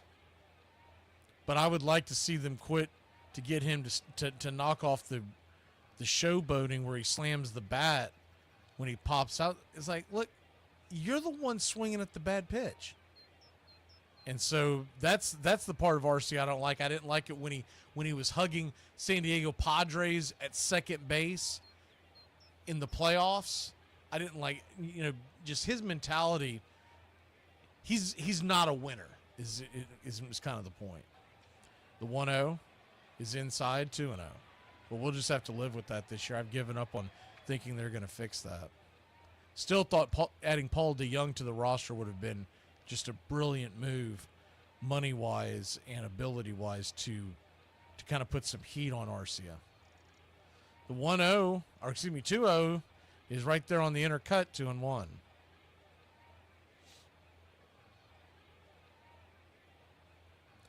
Well, Jonathan, this is spring training. I don't see him hitting higher than 8th or 9th. This is a spring training game, and the problem when you have the two of them in the lineup is that they're really going to clog up the base paths. But yeah, I agree that I would in a regular game, I think I would put Tromp above him. But the biggest problem we're going to have is the 2-2, misses high, 3-2. Askew, the left-hander, come in and he is firing bullets. Now, they're all over the place. He definitely has some heat on that gun. They're not showing the velocity, but he's got to be throwing high 90s. The payoff pitch. Swing. Rifles it back. Foul. Good job to stay alive there.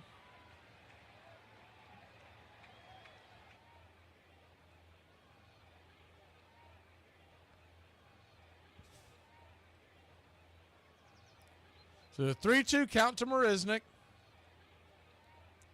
Askew comes set. Brings it. Swung on, pops it up. Slaps it back out of play. We'll do it again. The comment I was making about the Bassett on his, he got hazed in spring training. Yes, I think it was yesterday. It must have been. He lost his fantasy football league with the Blue Jays, and they made him the ball boy. As the payoff pitch is outside ball 4, and he'll head on down to first. Runner on first, 1 out. Braves trail 4-0. So the gist of that is, he was the worst team in his fantasy football league. Not only did they make him the ball boy, Chris Bassett, who's in their starting rotation, but they also put his record as his jersey number. So as opposed to your traditional 4-5, 4-1, something like that on the back of your jersey, it was a 4-10, indicating that he went 4-10 in the regular season of the Toronto Blue Jays Fantasy Football League. Chadwick Tromps takes a swing at the 1-0 pitch and bangs it foul down the third base line. It's 1-1. Yeah, it really is. It was great. They said that one of the umpires came over and told him he can't have dashes, and they didn't realize that A, it was punishment, and B, that he wasn't playing that day, that he was just there. It was either the ball boy or bad. I think he was the ball boy because I think they had him sitting down the line near the tarps. I don't think he was sitting in the dugout.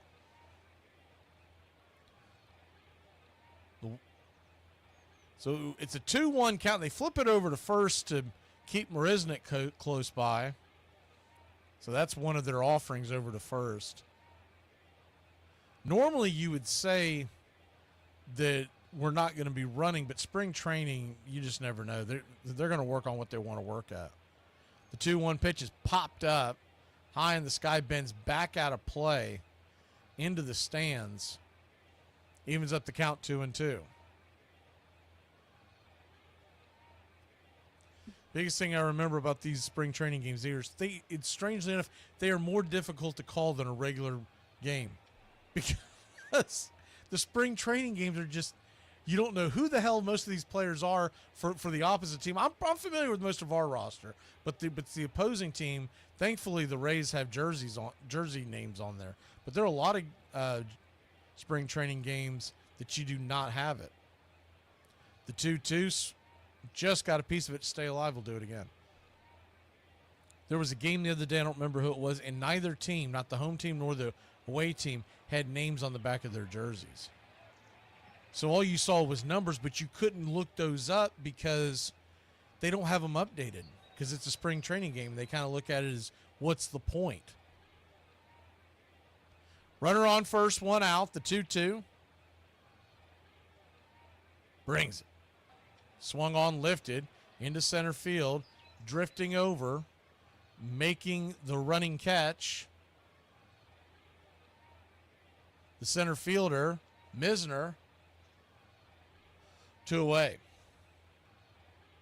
So if you missed what we said earlier today, the broadcast schedule for this year is all inclusive. We are planning on doing every single game for 2025. The only caveats are I am moving at some point. There's going to be a few days there where I won't be able to do them.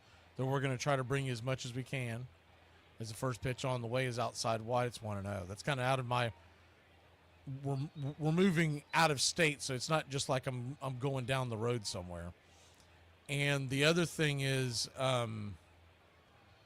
in the All-Star break, we're going to the Braves or the Atlanta All-Star game. The 1-0 swung on. They're going to be taken. The runner goes, and Marisnick has a stolen base. And it's the first stolen base of 2025. Pretty good jump by Marisnick to throw. And it was a bad throw. I think that might have hit the pitcher's mound. To see if it didn't, then it skipped off. Yeah, it skipped across the pitcher's mound and took a wild bump and it went into the outfield. But Marisnick was not able to advance to third because the center fielder did a great job of backing that up. So a 2-0 count. Swung on and missed. 2-1. We're back to the top of the order, and Alvarez is the batter. He is batting for Eli White. This is Eddie Alvarez, not Nacho Alvarez. 35-year-old lefty-lefty matchup, the 2-1. Called for a strike on the outer edge, 2-2.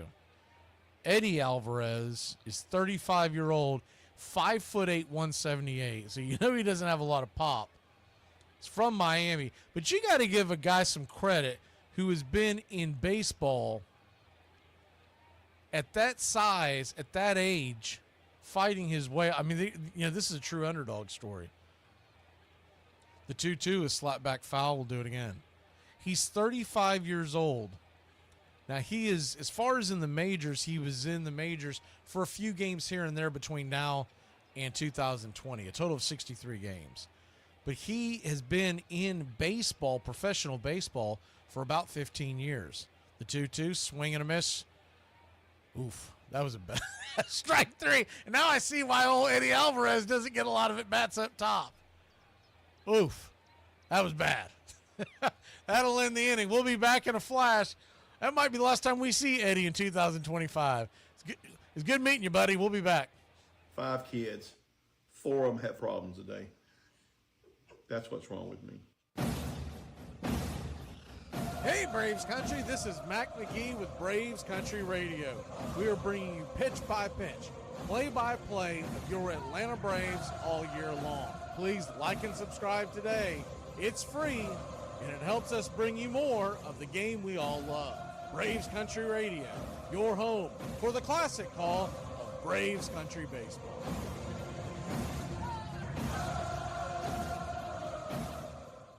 But, I want to say one thing in all seriousness. I feel sorry for you people that don't drink. I mean it, because when you wake up in the morning, that's as good as you're going to feel all day. Armchair. My son's school sent an important update. We will no longer accept DoorDash, Uber, or any other food orders sent to the school for students. Please send pre-packaged lunches or they can eat in the lunchroom. In case you all wondering, no, my son is not in high school. He's in first grade. What kind of lives are y'all leading? Y'all have been sending so much food through Uber Eats and DoorDash that the school had to shut it down. I don't care what y'all say. I don't want to hear nobody else come on this app and talk about how broke y'all are and y'all can't pay y'all bills. I tell people this all the time. You might think I'm crazy when I tell you this, but the easiest place to hit today is the big leagues. It is, and I'll tell you why. You make the big leagues. The lights are better. The umpires are better. Pitching control is better. And maybe most importantly, you're facing the same guys year after year after year. They don't get better. They don't change their philosophy. Welcome back. See Robert asking about the All-Star game. We're going to the All-Star game this year. And the plan is that Sunday evening to meet up with y'all somewhere to anyone who wants to go out and have some drinks or whatever, hang out. That's the goal. First pitch on the way to Suero, who I believe this is his first appearance in the spring. We saw him last year, Wander Suero, if you caught any of the spring games. We saw him a couple of times, and he made one appearance for the Houston Astros last year. The 0-1 is right there on the outer edge, 0-2. We're going towards, actually we're going, Goat was asking where. We're going towards the Atlanta area, Goat. We're going to be in the western North Carolina area. We're not 100% sure of the town and all that kind of stuff, but for all intents and purposes, it's the western North. We'll be somewhere around 2.5 to 3 hours outside of Atlanta. The 0-2. Kicks and fires. Down and away, 1-2.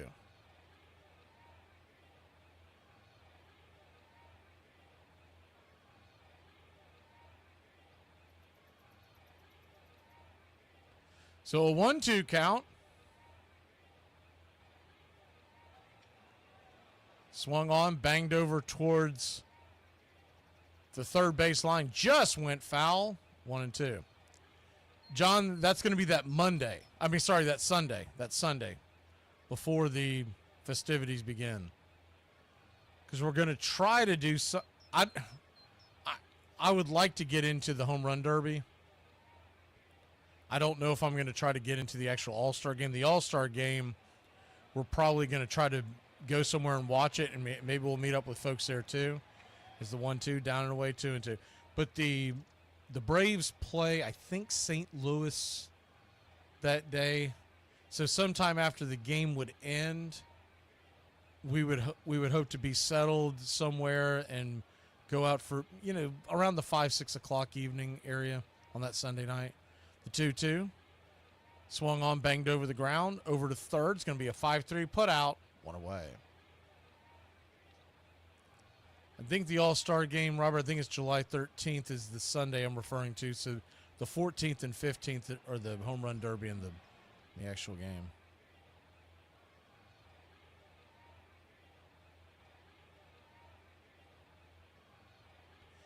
Yeah, as far as the tickets go, I'm just going to play it by ear. If I can get in at a reasonable price, I will. If not, I'm not going to worry about it. But I really just want to be there for the atmosphere. So as far as like the home run derby and the game, if we can get in, that's great. But if not, I'm not going to. It's not going to be a deal breaker. I wanted to be there for the event. There's going to be so much stuff going on there. The 1-0, down and in, 2-0, 2-0 count. Wander Suero, the right-hander, trying to make the squad, 33-year-old.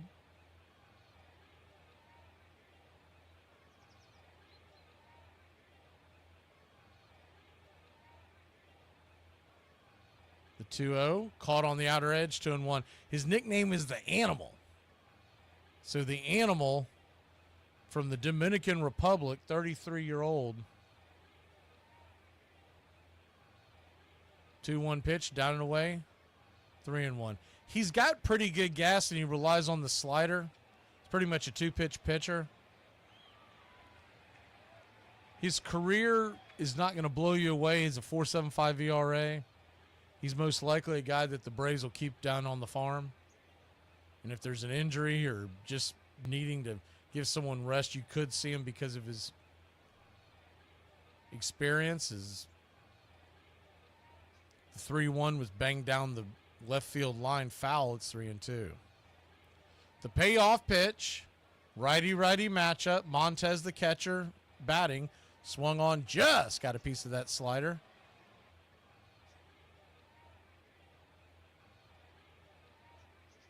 Good to see you, John. We'll get more details as we get closer to that All-Star game, but where we all want to meet up and all that kind of stuff. I'm just putting it out there so folks can plan. The payoff. Oh, the ball got him inside him up there on the shoulder blade, and he'll be heading down to first for a 1-out hit by pitch walk. Tampa Bay leads it 4-0. Guess Atlanta is doing their NASCAR race today. I saw that. I don't really follow NASCAR. I might have to, living in North Carolina in the near future, but I did watch the Daytona 500. That's the one I watch every year. First pitch on the way on the inner track for a strike. It's 0-1. The 0-1. I'd say it'll be somewhere in the battery where we all meet up, but we can kind of play that by ear. The 0-1 outside wide, 1-1. We might decide we don't want to go to the battery that first night, but wherever everybody can meet up at, and then kind of have a home base of, hey, if you can't get into the game, then we'll go over here and watch it at this place. The 1-1 swung on, pops it up high. Can of corn, fighting it over at second base, making the catch is Alvarez, 2 down. Yeah, the battery is cool, Robert. The only problem is that place is going to be packed. So you got to go with logistics on that. But I would think the Sunday night may not be as packed. That's why we're kind of earmarking that. And then as far as the home run derby and the other stuff, we're just going to try to find a place that makes sense. If you can't get into the game, then hey, we'll all be over here and vice versa. The 0-1 count, righty-lefty matchup. Suero comes set. Swung on, chopped it over to first. Bonnell will step on the pillow, and that'll end the inning. So the Braves get out of that unscathed. It's 4-0 Tampa. We'll grab the bats, heading to the bottom of the 6th here in Braves country. America is a nation that can be defined in a single word. I was going to put him. 1-1 pitch. A long drive to right. Ramirez turns to the track. She's gone. Day of justice. All is forgiven in Atlanta. Baerga is 0 for 3. Left center field. Grissom on the run. The team of the 90s has its world championship. God would never let me be successful. He'll kill me first. He'll never let me be happy. I thought you didn't believe in God. I do for the bad things. The ref wants to fight. See him? He's like, fight It's me. offsides. Right, they're on his side. He's like, oh, No, he's calling offsides. Oh, I didn't know. Cussing. No, it's a false start. Oh, false start. Same thing. It's not the same thing. Oh, okay. It's my first time. Look, power to the people. 4th down. Oh, 4th down. I mean, that's 4th down. Yeah, that's 4th down. Illegal hair pull. Illegal substitution. Nose punch. Face mask. Illegal leg stretch. You can't stretch. Roughing the kicker. Do you even watch football? Yeah. Are you sure? Yeah. This is for an NFL record 66 yards. On its way. Look, he's so mad he just kicked the ball. It's a field goal, Derek. Ref's like, why'd you kick the ball? If I was the ref, I'd probably go talk to him. I'd probably be like, you can't just be kicking the ball because you're mad. And I don't give a damn who you are, how much money you got. You're going to make 7 out of 10 outs and go to the Hall of Fame. What others, is it LeBron James shoots 3 out of 10? Are we buying that 26? If Tom Brady completes 3 out of 10, are we buying that 12? No. So just accept the fact. I made 10,000 outs. I did Reggie Jackson's radio show about an hour ago. I made more outs than he got at bats. And he was the first to tell me that, by the way. Smart ass. He told me it was Mr. October. I said, Reggie, listen, I was Mr. April, May, June, July, and August, and September.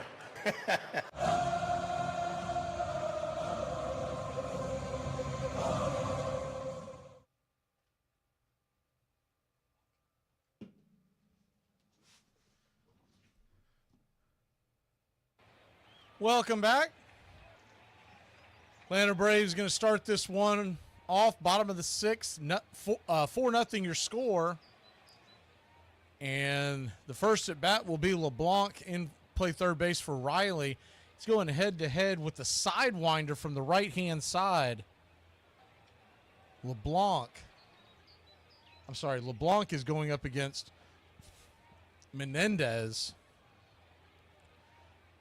25 years old. Career ERA in the minors at 2.95. The 0-1. This is down and in. 1-1. Or they called that a strike. Okay. So a 1-2 count. Swung on and slapped back foul, just trying to stay alive there. Looking at Menendez's totals. He has played in the minor leagues since 2022. But when they've only played, is the 1-2 inside, almost gets him, had to dive out of the way. LeBlanc, good job of diving inside.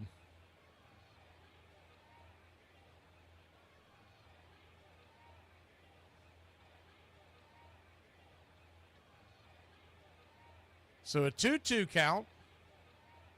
Pitch, swung on, lifted, popped up high, not very deep, fighting the sun in left center field, making the catch. Is the center fielder, Mangum. One away. Kind of has a delivery, if everyone remembers Darren O'Day, that's who he reminds me of.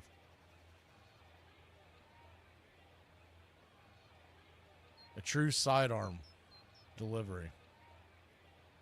Not quite the submarine, but pretty darn close.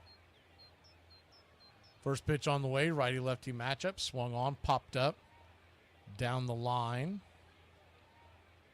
Bunnell is playing first for Olsen. Swings it back foul. It's 0-1. Cade Bunnell from Madison, Wisconsin, 27-year-old. Played his college ball at Indiana, and Indiana had some really good teams at that time. The 0-1 inside. 1-1. So a 1-1 count.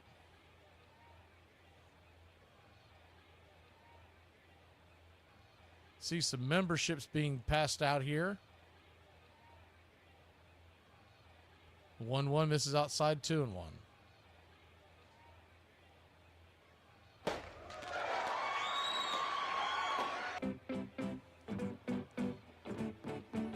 2-1. Right there on the edge. Misses outside, 3-1. Goat, 11 months, man. You've been 11 months here in the country club. Welcome in Delmar, Quinn, Ballard, and TN Volume. As the 3-1 pitch is fouled back, 3-2. James Hagan passing out the memberships. We got a full count here. So once again, the next Braves Country Radio broadcast will be Wednesday at 1:05. Payoff pitch swung on, fouled straight back.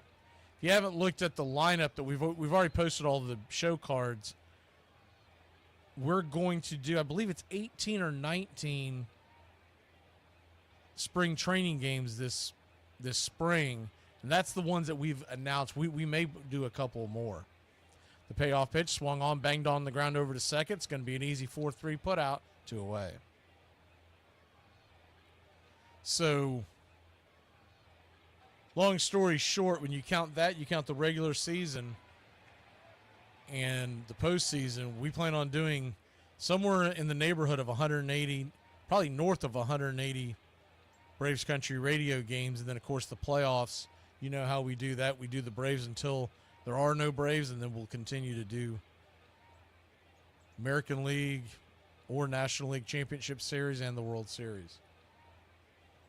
And we've added some stuff to this year. We'll get more into that as the season goes on. But if you missed the pregame show, the Braves Country Today pregame show is the 0-1 pitch, swing and a miss, 0-2. That will come your way we're going to come on the air at 12:45 for the 105 spring training games. There'll be 5 or 10 minutes in spring training.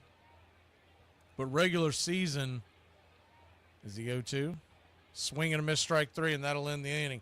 We'll tell you more about what's going on with the schedule when we come back. Braves trail 4-0. Tampa Bay comes to bat as we head to the top of the 7th. 3 o'clock in the morning. I've been playing poker with some blokes. Playing poker with some blokes? You can pack your bags and go. So can you, sweetheart? This ain't our house anymore. But there's a tier level of like college and adult life, and I'm not going back to the college level tier. You can't go, this isn't walking back into my fridge. Not ever happening again. Well, no, but ice at that. But if I'm somewhere, okay, Busch Light I can deal with. Natty Light, no. Natty Light, I don't even feel like it's, I don't know. Natty Ice, definitely not. That's just a headache in a can.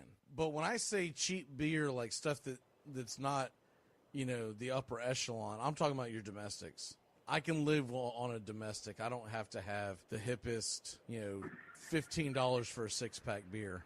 I'm fine with. Oh, definitely. I mean, heck, let's face it. After the first 2, they all taste the same after that. Well, yeah, and if you're going to drink all day, I'm not trying to mess around with the double IPAs and porters and stuff like that. Dude, you're about to go to a dark place. Armchair. I just got out of Target, and this guy said, hey, that's not Nirvana on your shirt. And I'm like, I'm pretty sure I know Nirvana, man. Bop's one of my favorite songs, okay? The Red Stockings finished their first season with a record of 65 wins and not a single loss. They also managed to turn a profit for their investors, $1.39. The city that had once prided itself on the stockyards had become the baseball capital of the country, and the Red Stockings spread the gospel from New York to San Francisco, traveling on the just completed Transcontinental Railroad. Braves Country Radio. Please like and subscribe today. YouTube.com/@BravesCountry.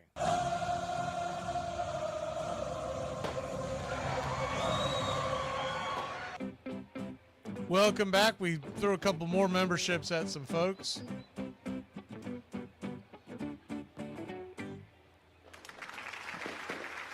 Wednesday, 12:45 will come on the air. 105 first pitch versus the Pirates. And Friday versus Miami. I believe it will come on at 12:45, but I believe that's a 110 first pitch against the Marlins. And then I've got to do some.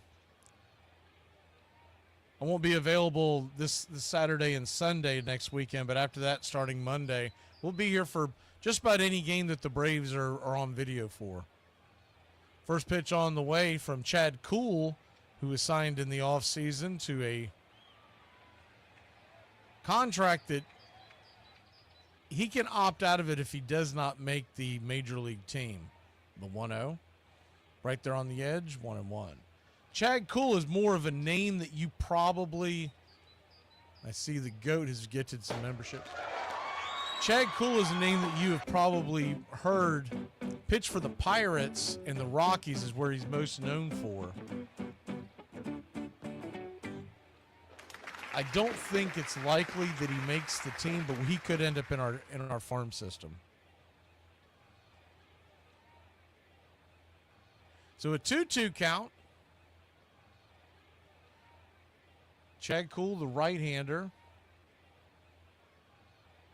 kicks and fires inside, misses, 3-2. It's 32-year-old, 6'3", 200-pounder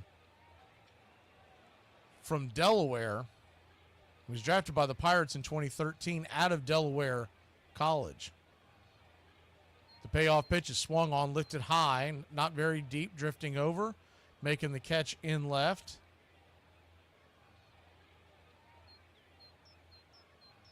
Route number 1 is Quintero. Quintero now in for Marisnik.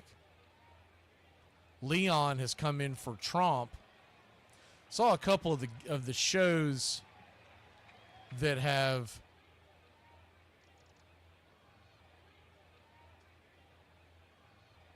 been trying to guess the nature of what our roster will be, and some of them have put Sandy Leon as a chance to make the opening day team. I just don't think he will. I think it'll be Tromp.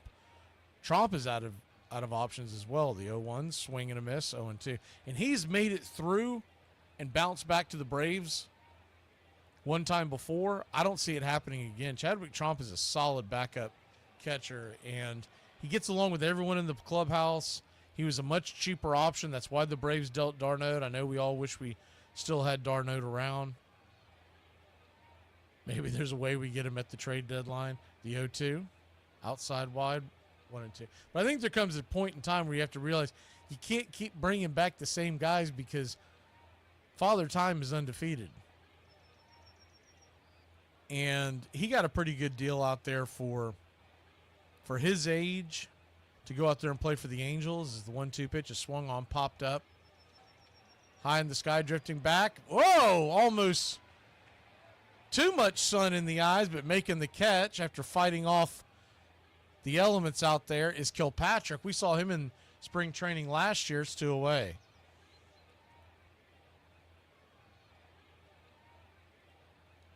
Kilpatrick, he was one of the more fun guys to watch last spring. Kevin Kilpatrick, he's a 24-year-old, only 5'10", 186 from Stone Mountain, Georgia. He played his college at UCF.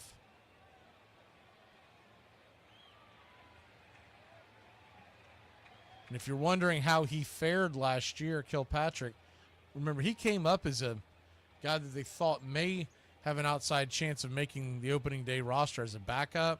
He ended up with an OPS of just 651 in 2024 in the minors. So he doesn't have much of a chance of scratching anything this year. The 1-1, swing and a miss, 1-2. And with him, the obvious answer is you would like to build him up to be able to trade him away, because he plays the exact same position that Michael Harris plays. He's not going to start over him. The 1-2, outside wide, 2-2. But he's going to have a much better year this year to make him a viable trade chip. The 2-2, swing and a miss, strike 3, and that'll end the inning. So Chad Kuhl has a quiet 7th inning showing, and we will be back in a flash when we come back. Bottom of the 7th we go. The Atlanta Braves will try to get on the scoreboard. I mean, it's enough already, right? Time for the 7th inning stretch.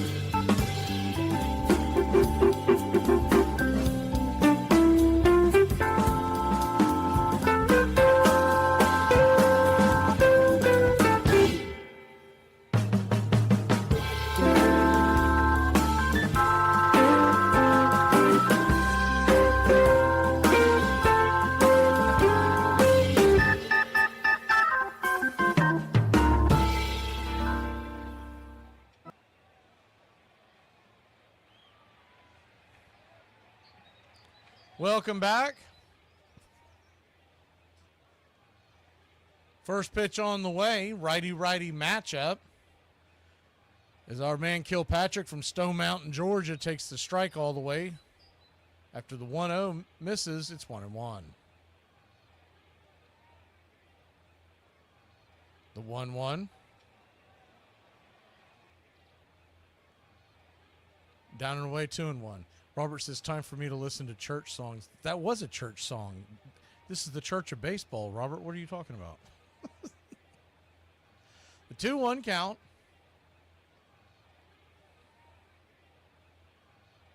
Swing and a miss, 2-2.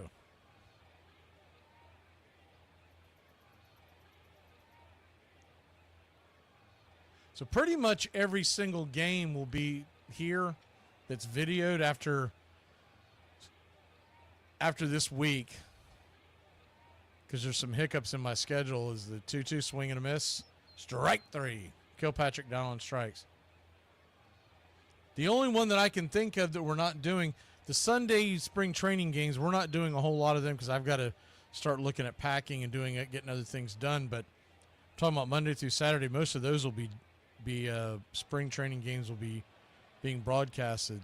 The first 2 days of March Madness we won't be here because we did it last year and it was a vacant. I mean, nobody was in here. There was no point in it. And we ended up getting, as the first pitch on the way is down and in for a ball, it's 1-0. Batter now is Capel. He came on for De La Cruz in right field earlier. But I'm going to be doing some radio work for those 2 days in the basketball world and not going to be here for the baseball. But other than that, we're bringing you all of spring training. Essentially, if it's on video in March, it's going to be here. But we do have 2 more here in February, Wednesday and Friday this week. Tomorrow's game is not being televised, by the way, if you're wondering. The 2-0. Down and in, went around, 2-1. Righty-lefty matchup.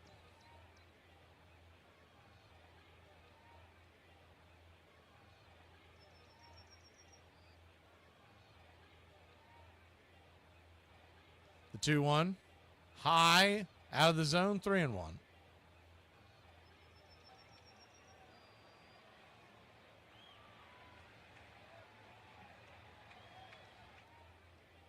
So a 3-1 count.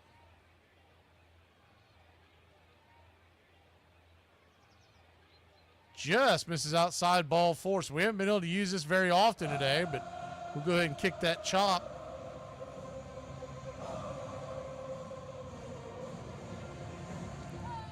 Heading on down to first.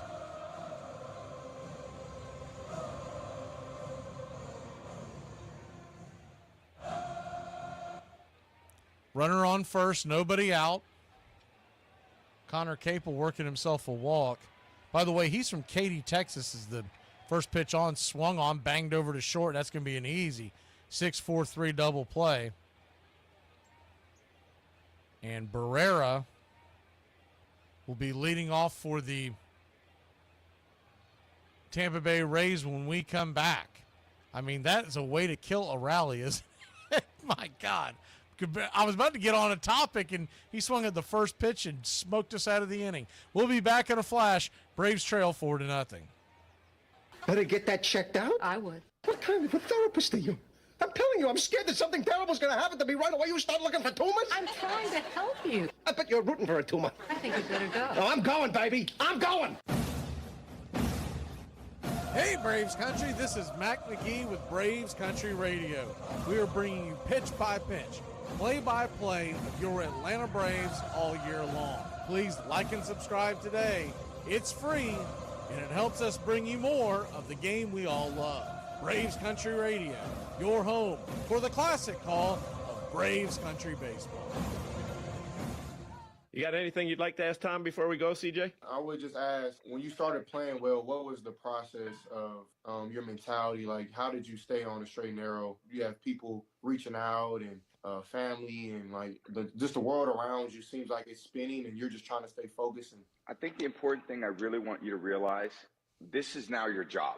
everyone, when they come to the game, it's a vacation. It's fun for them. Oh my God, we're here to watch, CJ play. For you, you don't bust in on your friends at their job. You don't need to be the source of people's entertainment. The memories you're going to have from a great season are fun. The games are fun. The practice, the camaraderie is fun. Trying to create fun for everybody else outside of that isn't your responsibility. Armchair. It's all mixed up with peanuts, tobacco juice, and a hearty feeling among the fans joshing each other. Always this raucous, good spirit. Everybody came to have a good time. That's the way I remember it. The whole stand's full of people all roaring. And I guess it's true of any sport, but in baseball, I've never known an instance where so instantly a whole crowd could be brought to its feet, roaring with delight over just a clean crack of a bat against the ball.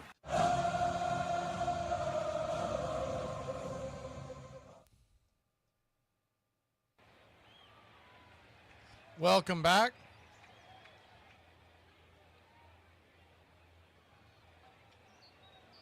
First pitch on the way from Chasen Shreve is out there for a strike on the outer edge. It's 0-1.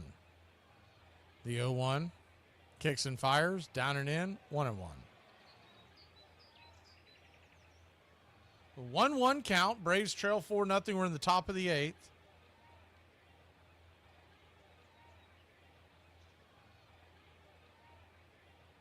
Did he go around? The pitch is down and in. He did not. 2-1. The 2-1. 2-2.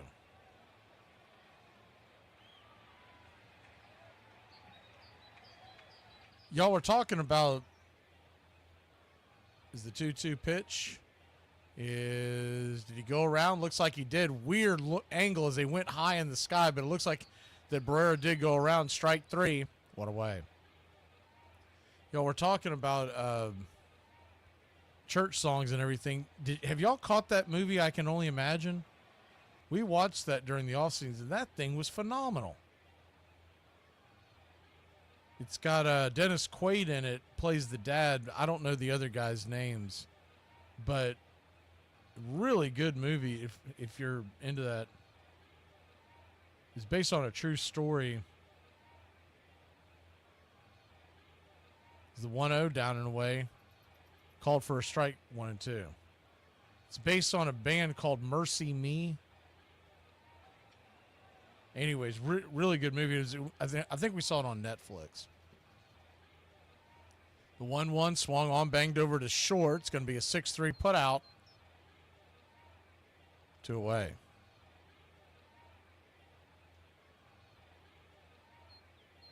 What'd you think, Heather? I really thought it was a good movie. I was pleasantly surprised. I didn't know what we were about to watch, and it was really well done. It's called, so the name of the band is called Mercy Me, but it's called I Can Only Imagine, because I think that was the name of the main song that he does. But anyways, it's based on a true story, and I'm pretty sure it was on Netflix.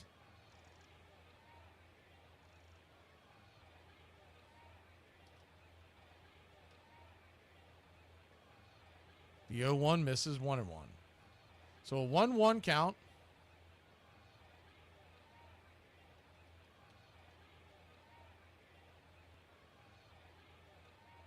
Pitch on the way, 2-1.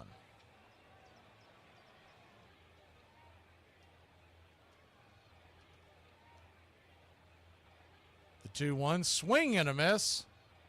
Man, Willie Vasquez was trying to take that down. He was trying to nail that thing to downtown Tampa. He came out of his shoes on that one. Saw another movie the other day. It's on one of those free movie channels, like through Roku or something. Anyways, if you have Roku, you can Google it. It wasn't a great movie as far as like the plot and the acting, but the story was interesting because it's based on a true story. It's a 3-2 pitch, swing and a miss, strike 3, and that'll end the inning. Braves will grab the bats when we come back. And when we come back, I'll tell you the name of that movie. Something, it's kind of a time killer. It's not like a great movie, but if you're a baseball fan, you'll probably enjoy it. You won't let me draft the players I want to play. It's fantasy football, so the Hulk should be able to be on the team. Hey Braves Country, this is Mac Magee with Braves Country Radio.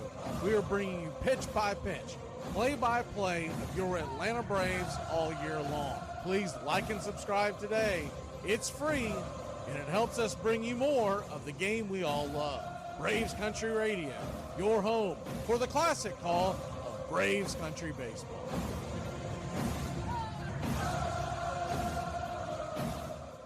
So I am Gen X, and my retirement plan is to pass away. So I'm not sure how many other Gen X people have that as their retirement goal, but I know that I will be working one day and fall over dead, and that's how it goes. This portion of the show is being brought to you by The Best Things in Life, which are still free with minimum purchase at participating dealers. Let me tell you something.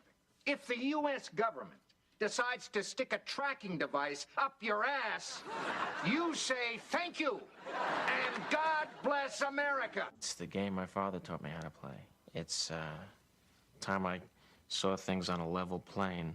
Something was rolling towards me, and it said Spalding on it. I picked it up. Instinctually, we push it back. And those days, those summer days became fall days, became our Sundays together with my brothers and I, and my dad whipping off his wicked curve. I just remember how my hands hurt. At first, as I was afraid of the ball and his coaching, you know, keep your shoulder in there, don't bail out, it's not going to hurt you, you know, and that's what I remember. You're listening to Braves Country Radio. Please like and subscribe today, youtube.com/@Braves Country.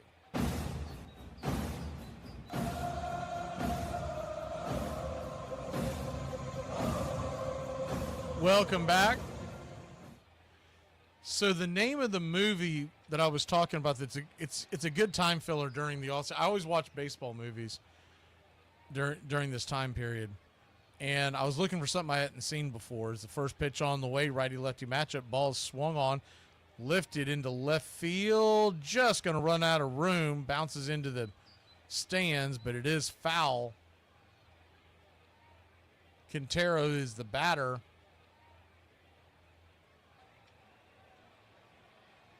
It's 0-1. It's called The Silent Natural. And it's based on Dummy Hoy. That was his nickname because he was deaf and dumb, could not speak. Long story short, he played in the majors from 1888 to 1902. And I had heard of him. I hadn't really done a deep dive on his story. Maybe we'll do something on him this season, but it's an interesting movie because it's not really factually based as far as the way the game was played then. I did notice that they were wildly off on a lot of stuff, as the 1-1 is outside for a strike 1 and 2. But it was entertaining to the point of understanding that time period and the ignorance of not allowing someone with the hearing issue to not play. And just couldn't do anything at that time. I mean, it almost felt like you were watching The Little House on the Prairie and a baseball story broke out in the middle of it, right? The 2-2. Kicks and fires. Swing and a miss, strike 3. One away.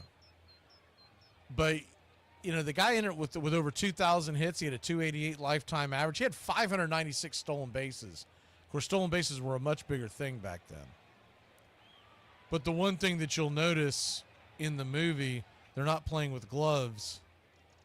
That was embellished. By the 1880s, they were playing with gloves.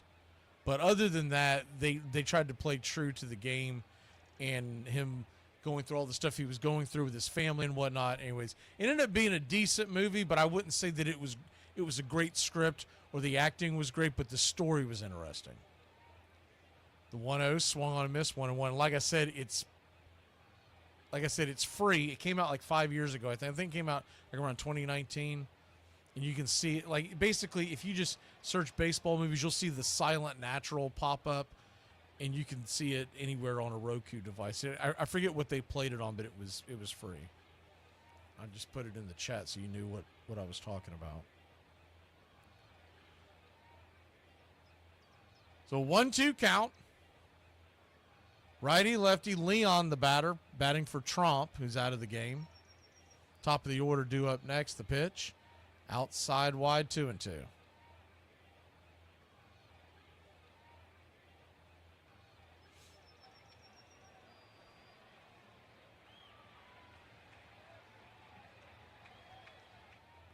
The 2-2. Misses outside wide, 3-2.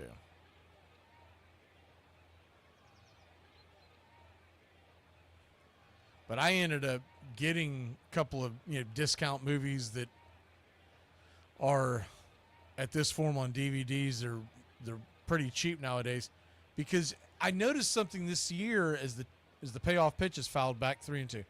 This is the first time that I recall not being able to find any baseball movies to stream on your normal platforms. They're all pay-per-view.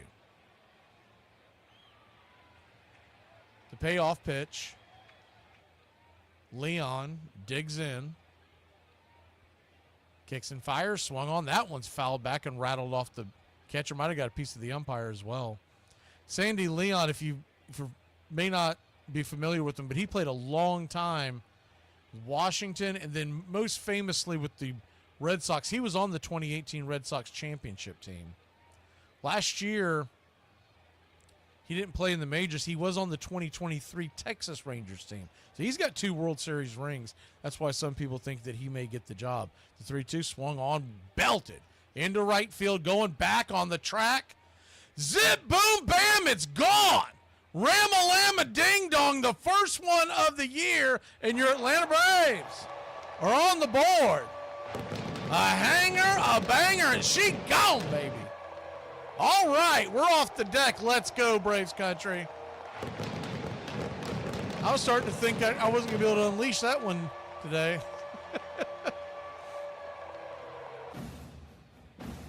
Sandy Leon pounded that one towards Panama City into what would have been the Chop House in Atlanta, and we are on the board. Oh, maybe he does have a chance to make the opening day roster. First pitch on the way is a strike on the outer edge. It's 0-1. The one thing I'll say in Sandy Leon's argument for making the team is he gives you a left-handed bat as opposed to Chadwick Tromp, who's a righty just like Murphy. The 0-1. Right there for a strike, 0-2. I don't think they would carry 3, especially when you can't make an argument that those 2 backup catchers are worth carrying. So they're only going to carry 1, and the other one's probably going to go sign elsewhere. The 0-2. Swing and a miss, strike 3. 2 away. But even with that being said, I still feel like Chadwick Tromp has the inside track because he's younger, and youth does go a long way when you talk about having a catcher. Less miles on those knees, et cetera, et cetera.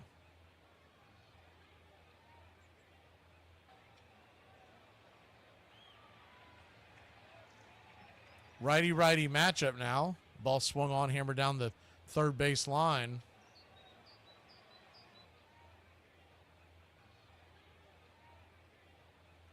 It's 0-1. Good to see you, Yelton.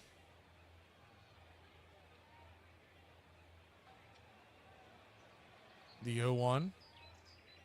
Swing and a miss, 0-2. If you're wondering about his overall numbers in his career, so number one, we just got excited seeing a home run from him. He only has 31 in his entire career.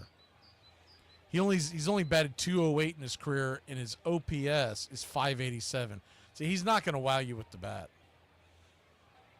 That's why it's more likely Tromp ends up getting the nod. But that was fun to watch. One thing I've always heard good things about Sandy Leon is that he's very popular in clubhouses. So take that for what it's worth. But 35 years old and not getting any younger, not getting any lighter, and can barely hit above the Mendoza line probably isn't ideal. The 1-2, swing and a miss, strike 3, and that will end the inning. But not for your Atlanta Braves, put 1 on the board. It's 4-1. We head to the top of the 9th here in Braves country.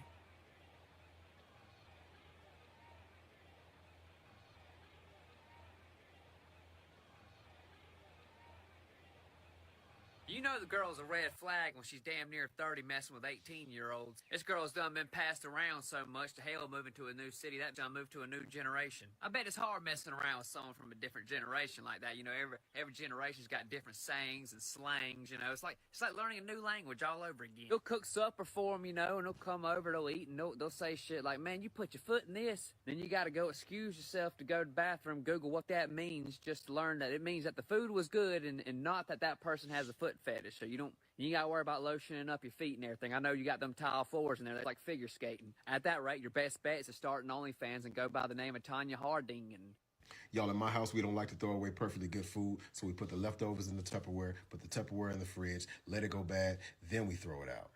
If anything were ever to happen to me, I would want you to get remarried. Okay. I was a little fast. Oh, I just want to make you happy. Okay.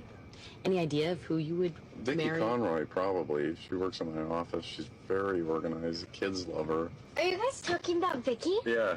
Mom, she's awesome. Just so you know, if something were to happen to me, Something's going to happen to you, all right. 2-1 pitch. Fly ball. Deep left field. Jones is back to the fence. World Series is over. Jones makes the catch. The Miracle Mets had won the World Series.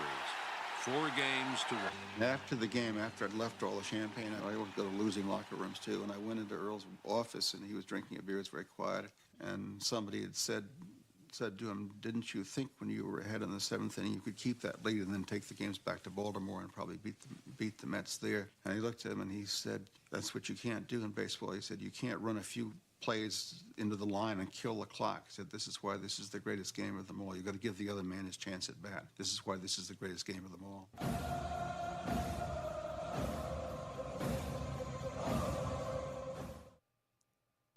Welcome back.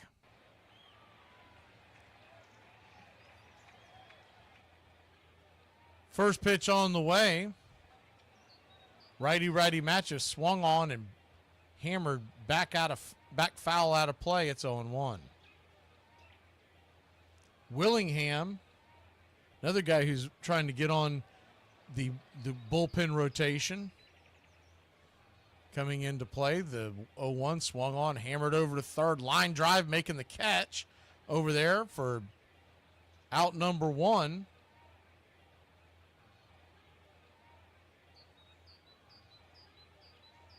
Good play over there by LeBlanc. Hard hit ball right at him. Amos Willingham, your pitcher right now, 26-year-old from Rome, Georgia. He was born in Rome, Georgia. Went to Georgia Tech. I mean, this guy screams Atlanta Braves, right?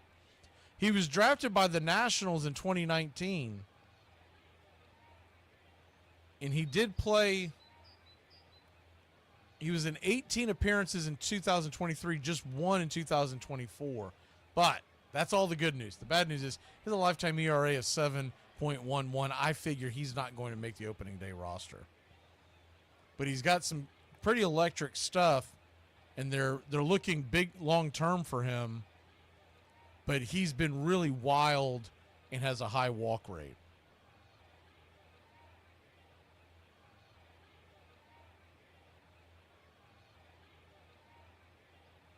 So the 3-0 count from Willingham. Kicks and fires. Right there at the knees, 3-1. Wears those high socks. Anybody that wears high socks in baseball, I always root for them. I love the old baseball look. The high socks. And if you had the stirrups like the way Chipper Jones used to wear them, I am team that guy. I want that guy on the roster. The 3-1, swing and a miss, 3-2. But you got to figure at 26 years old, and he was drafted in 2019, he may be a career minor league guy at this point, but he does have a pretty good fastball.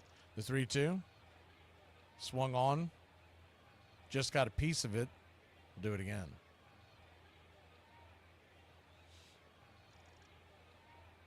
When you consider, we talked about this at the pregame show, but the last 2 seasons, the Braves have had 13 starting pitchers in the rotation over a 162-game season. So the 3-2 swung on, chopped off his instep. We'll do it again. The idea that you would drop Ian Anderson for someone who's having a better spring, who still has options, controllable options. It's just not likely. Someone would have to really blow you away because you're looking at the long term. The 3-2 swing and a miss, strike three, right there on the outer cut. 2 away. You got to figure what's more likely is that someone like an A.J. Smith-Shawver or Waldrop start off down on the farm and you keep them ready because we don't know when Strider's going to come back. You don't know who the first pitcher in the starting rotation is that's going to get hurt. We always have an injury. The same 5 guys are not going 162. First pitch on the way is a check swing miss. It's 0-1. And though we'd love to have best foot forward and all that stuff, you got to be able to get through a 162-game season. That's why I think Ian Anderson would really have to spit the bit not to make the roster. Or maybe he has a good spring and he becomes a trade option. Because for the first time in a long time, the Braves are under the salary tax, which means they're going to have trade leverage throughout the not just the offseason, but also all the way through the entire season. The payoff pitch on the way, swing and a miss, strike three, and that'll end the inning. So William looks pretty good. He's got some good stuff. Maybe he cracks his way into the opening day roster. We'll be back in a flash. Bottom of the ninth we go, trailing by only 3.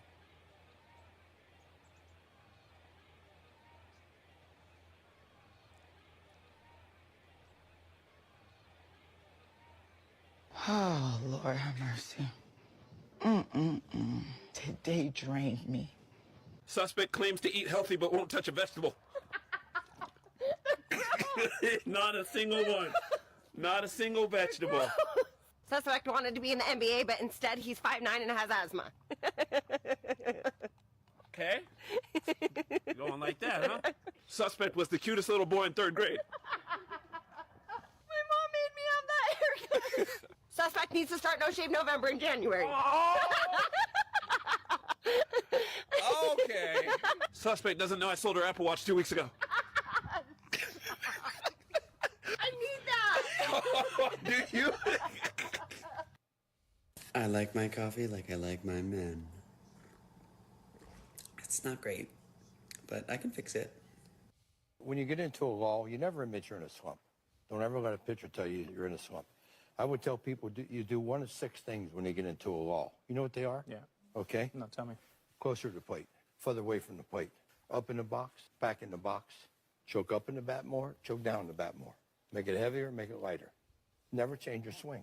Your swing got you to the big leagues. You change your positioning in the batter's box. Curveball's getting to you. Move up on it. You're not getting to it. Move up, move back on it. They're jamming you. Move away from the plate because what they do, everybody charts every game that you play nowadays. And you're not going to go 0 for 20, Frank, and have 15 at-bats where you're pulling the ball and 5 where you're hitting it over first base. You're going to develop a pattern. And you make your adjustments based on the pattern that you developed over 20 at-bats. And if you're swinging and missing, you're pulling off. Hit the ball right back up the middle. You can't pull off, you hit the ball right back up the middle.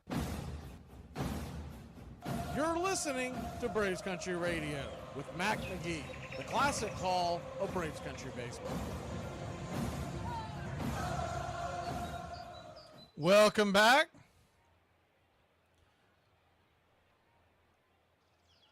First pitch on the way is right inside for a strike. Bender, intercut at the knees. It's 0-1. The 0-1.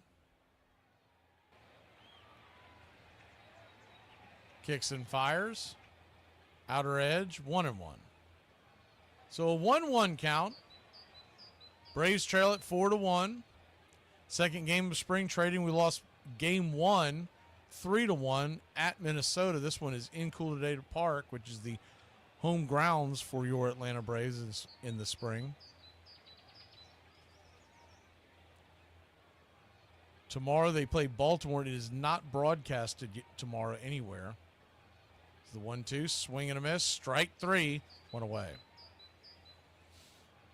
We will be back on the call Wednesday against Pittsburgh, 105.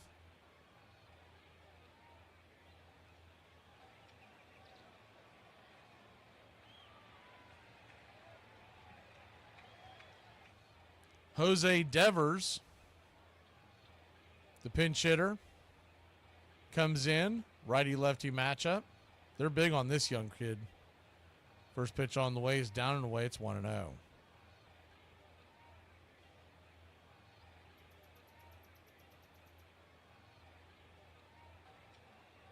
The 1-0. Check swing went around inside. 1-1. Devers, 25 years old,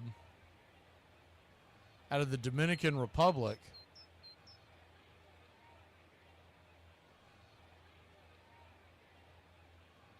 The 1-1. High and out of the zone, 2-1. Speaking of Devers, have y'all seen the stuff going on with Rafael Devers and the Boston Red Sox? My God, I mean, you talk about a headache. For people who don't understand what's going on, the Red Sox go out and sign the biggest free agent that was left on the market at the time as the 2-1 pitch is swung on, hit on the ground by Devers, flips it over to first. It's going to be a 4-3 put out, 2 away for the Braves, and the Braves are down to the last out. Alex Bregman signs a 3-year, $120 million deal, so $40 a year. He is a much better defensive third baseman than Devers. They were talking about possibly putting Bregman over at second. It doesn't make a lot of sense, but you can see why they would keep Rafael Devers at third and then keep Dahlbeck at first.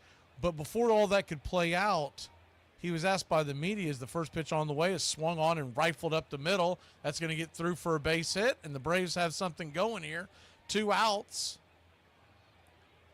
2 down in the 9th inning.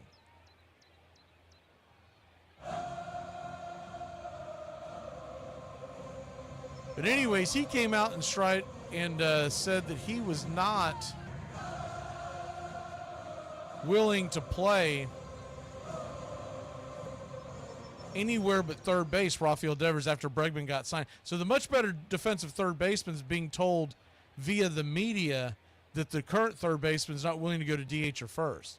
Meanwhile, the young kid, Tristan Casas, their first baseman, is shooting his mouth off in the media and saying that that's Devers' job. All he's doing is trying to protect the fact that he wants to play first for Boston. The 1-0 pitch is swung on. The ball's lifted high, and that ball's going to get down where the green grass grows. Here comes the runner all the way around from first, heading towards the plate. He is safe. And the Atlanta Braves have cut this lead from 4-1 down to 4-2. How about that? We'll give that the play of the day. Good hard hit ball. Capel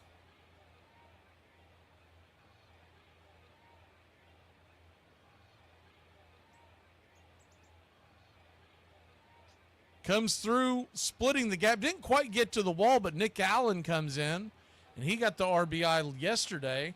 First pitch on the way is right there at the knees for a strike. It's 0-1. Nick Allen is a favorite to make the bench for the Braves. He plays all over the infield. The 0-1. Down and away. 1-1.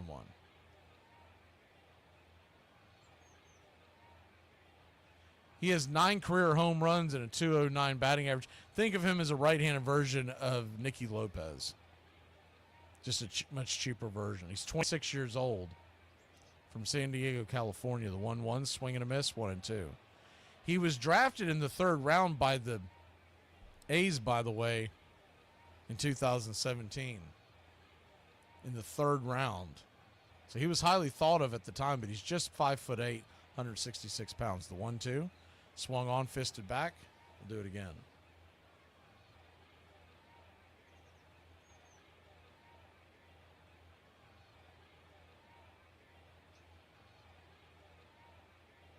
Yeah, Gary, we went over it earlier, but what you're calling robo-ump is what they're calling the ABS system. And they're doing it in spring this year. There's a possibility it could start next year, but it hasn't been passed. The 1-2 might have gotten a bit of a generous call, especially with 2 strikes and 2 outs in a spring training game, but Nick Allen stays alive. So deuce is wild. Braves are down by 2. A 2-2 count with 2 outs. Braves 2, Tampa Bay 4.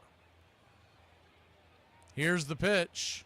Swing. That ball's hit on the left-hand side, scooped up over at third, fires it across the infield. 5-3 put out, and that'll end the inning. That'll end the game, and the Atlanta Braves drop a tough one, 4-2. The first game of spring training in Cool-Today Park. They will drop to 0-2 in the spring. Not that the games matter at the end of the day, but you do want to see the Braves get some wins, and maybe they'll be back to that on Wednesday when we come your way. This coming Wednesday, 1:05 first pitch will come on the air at 12:45 as Braves and Pirates right here on Braves Country Radio. And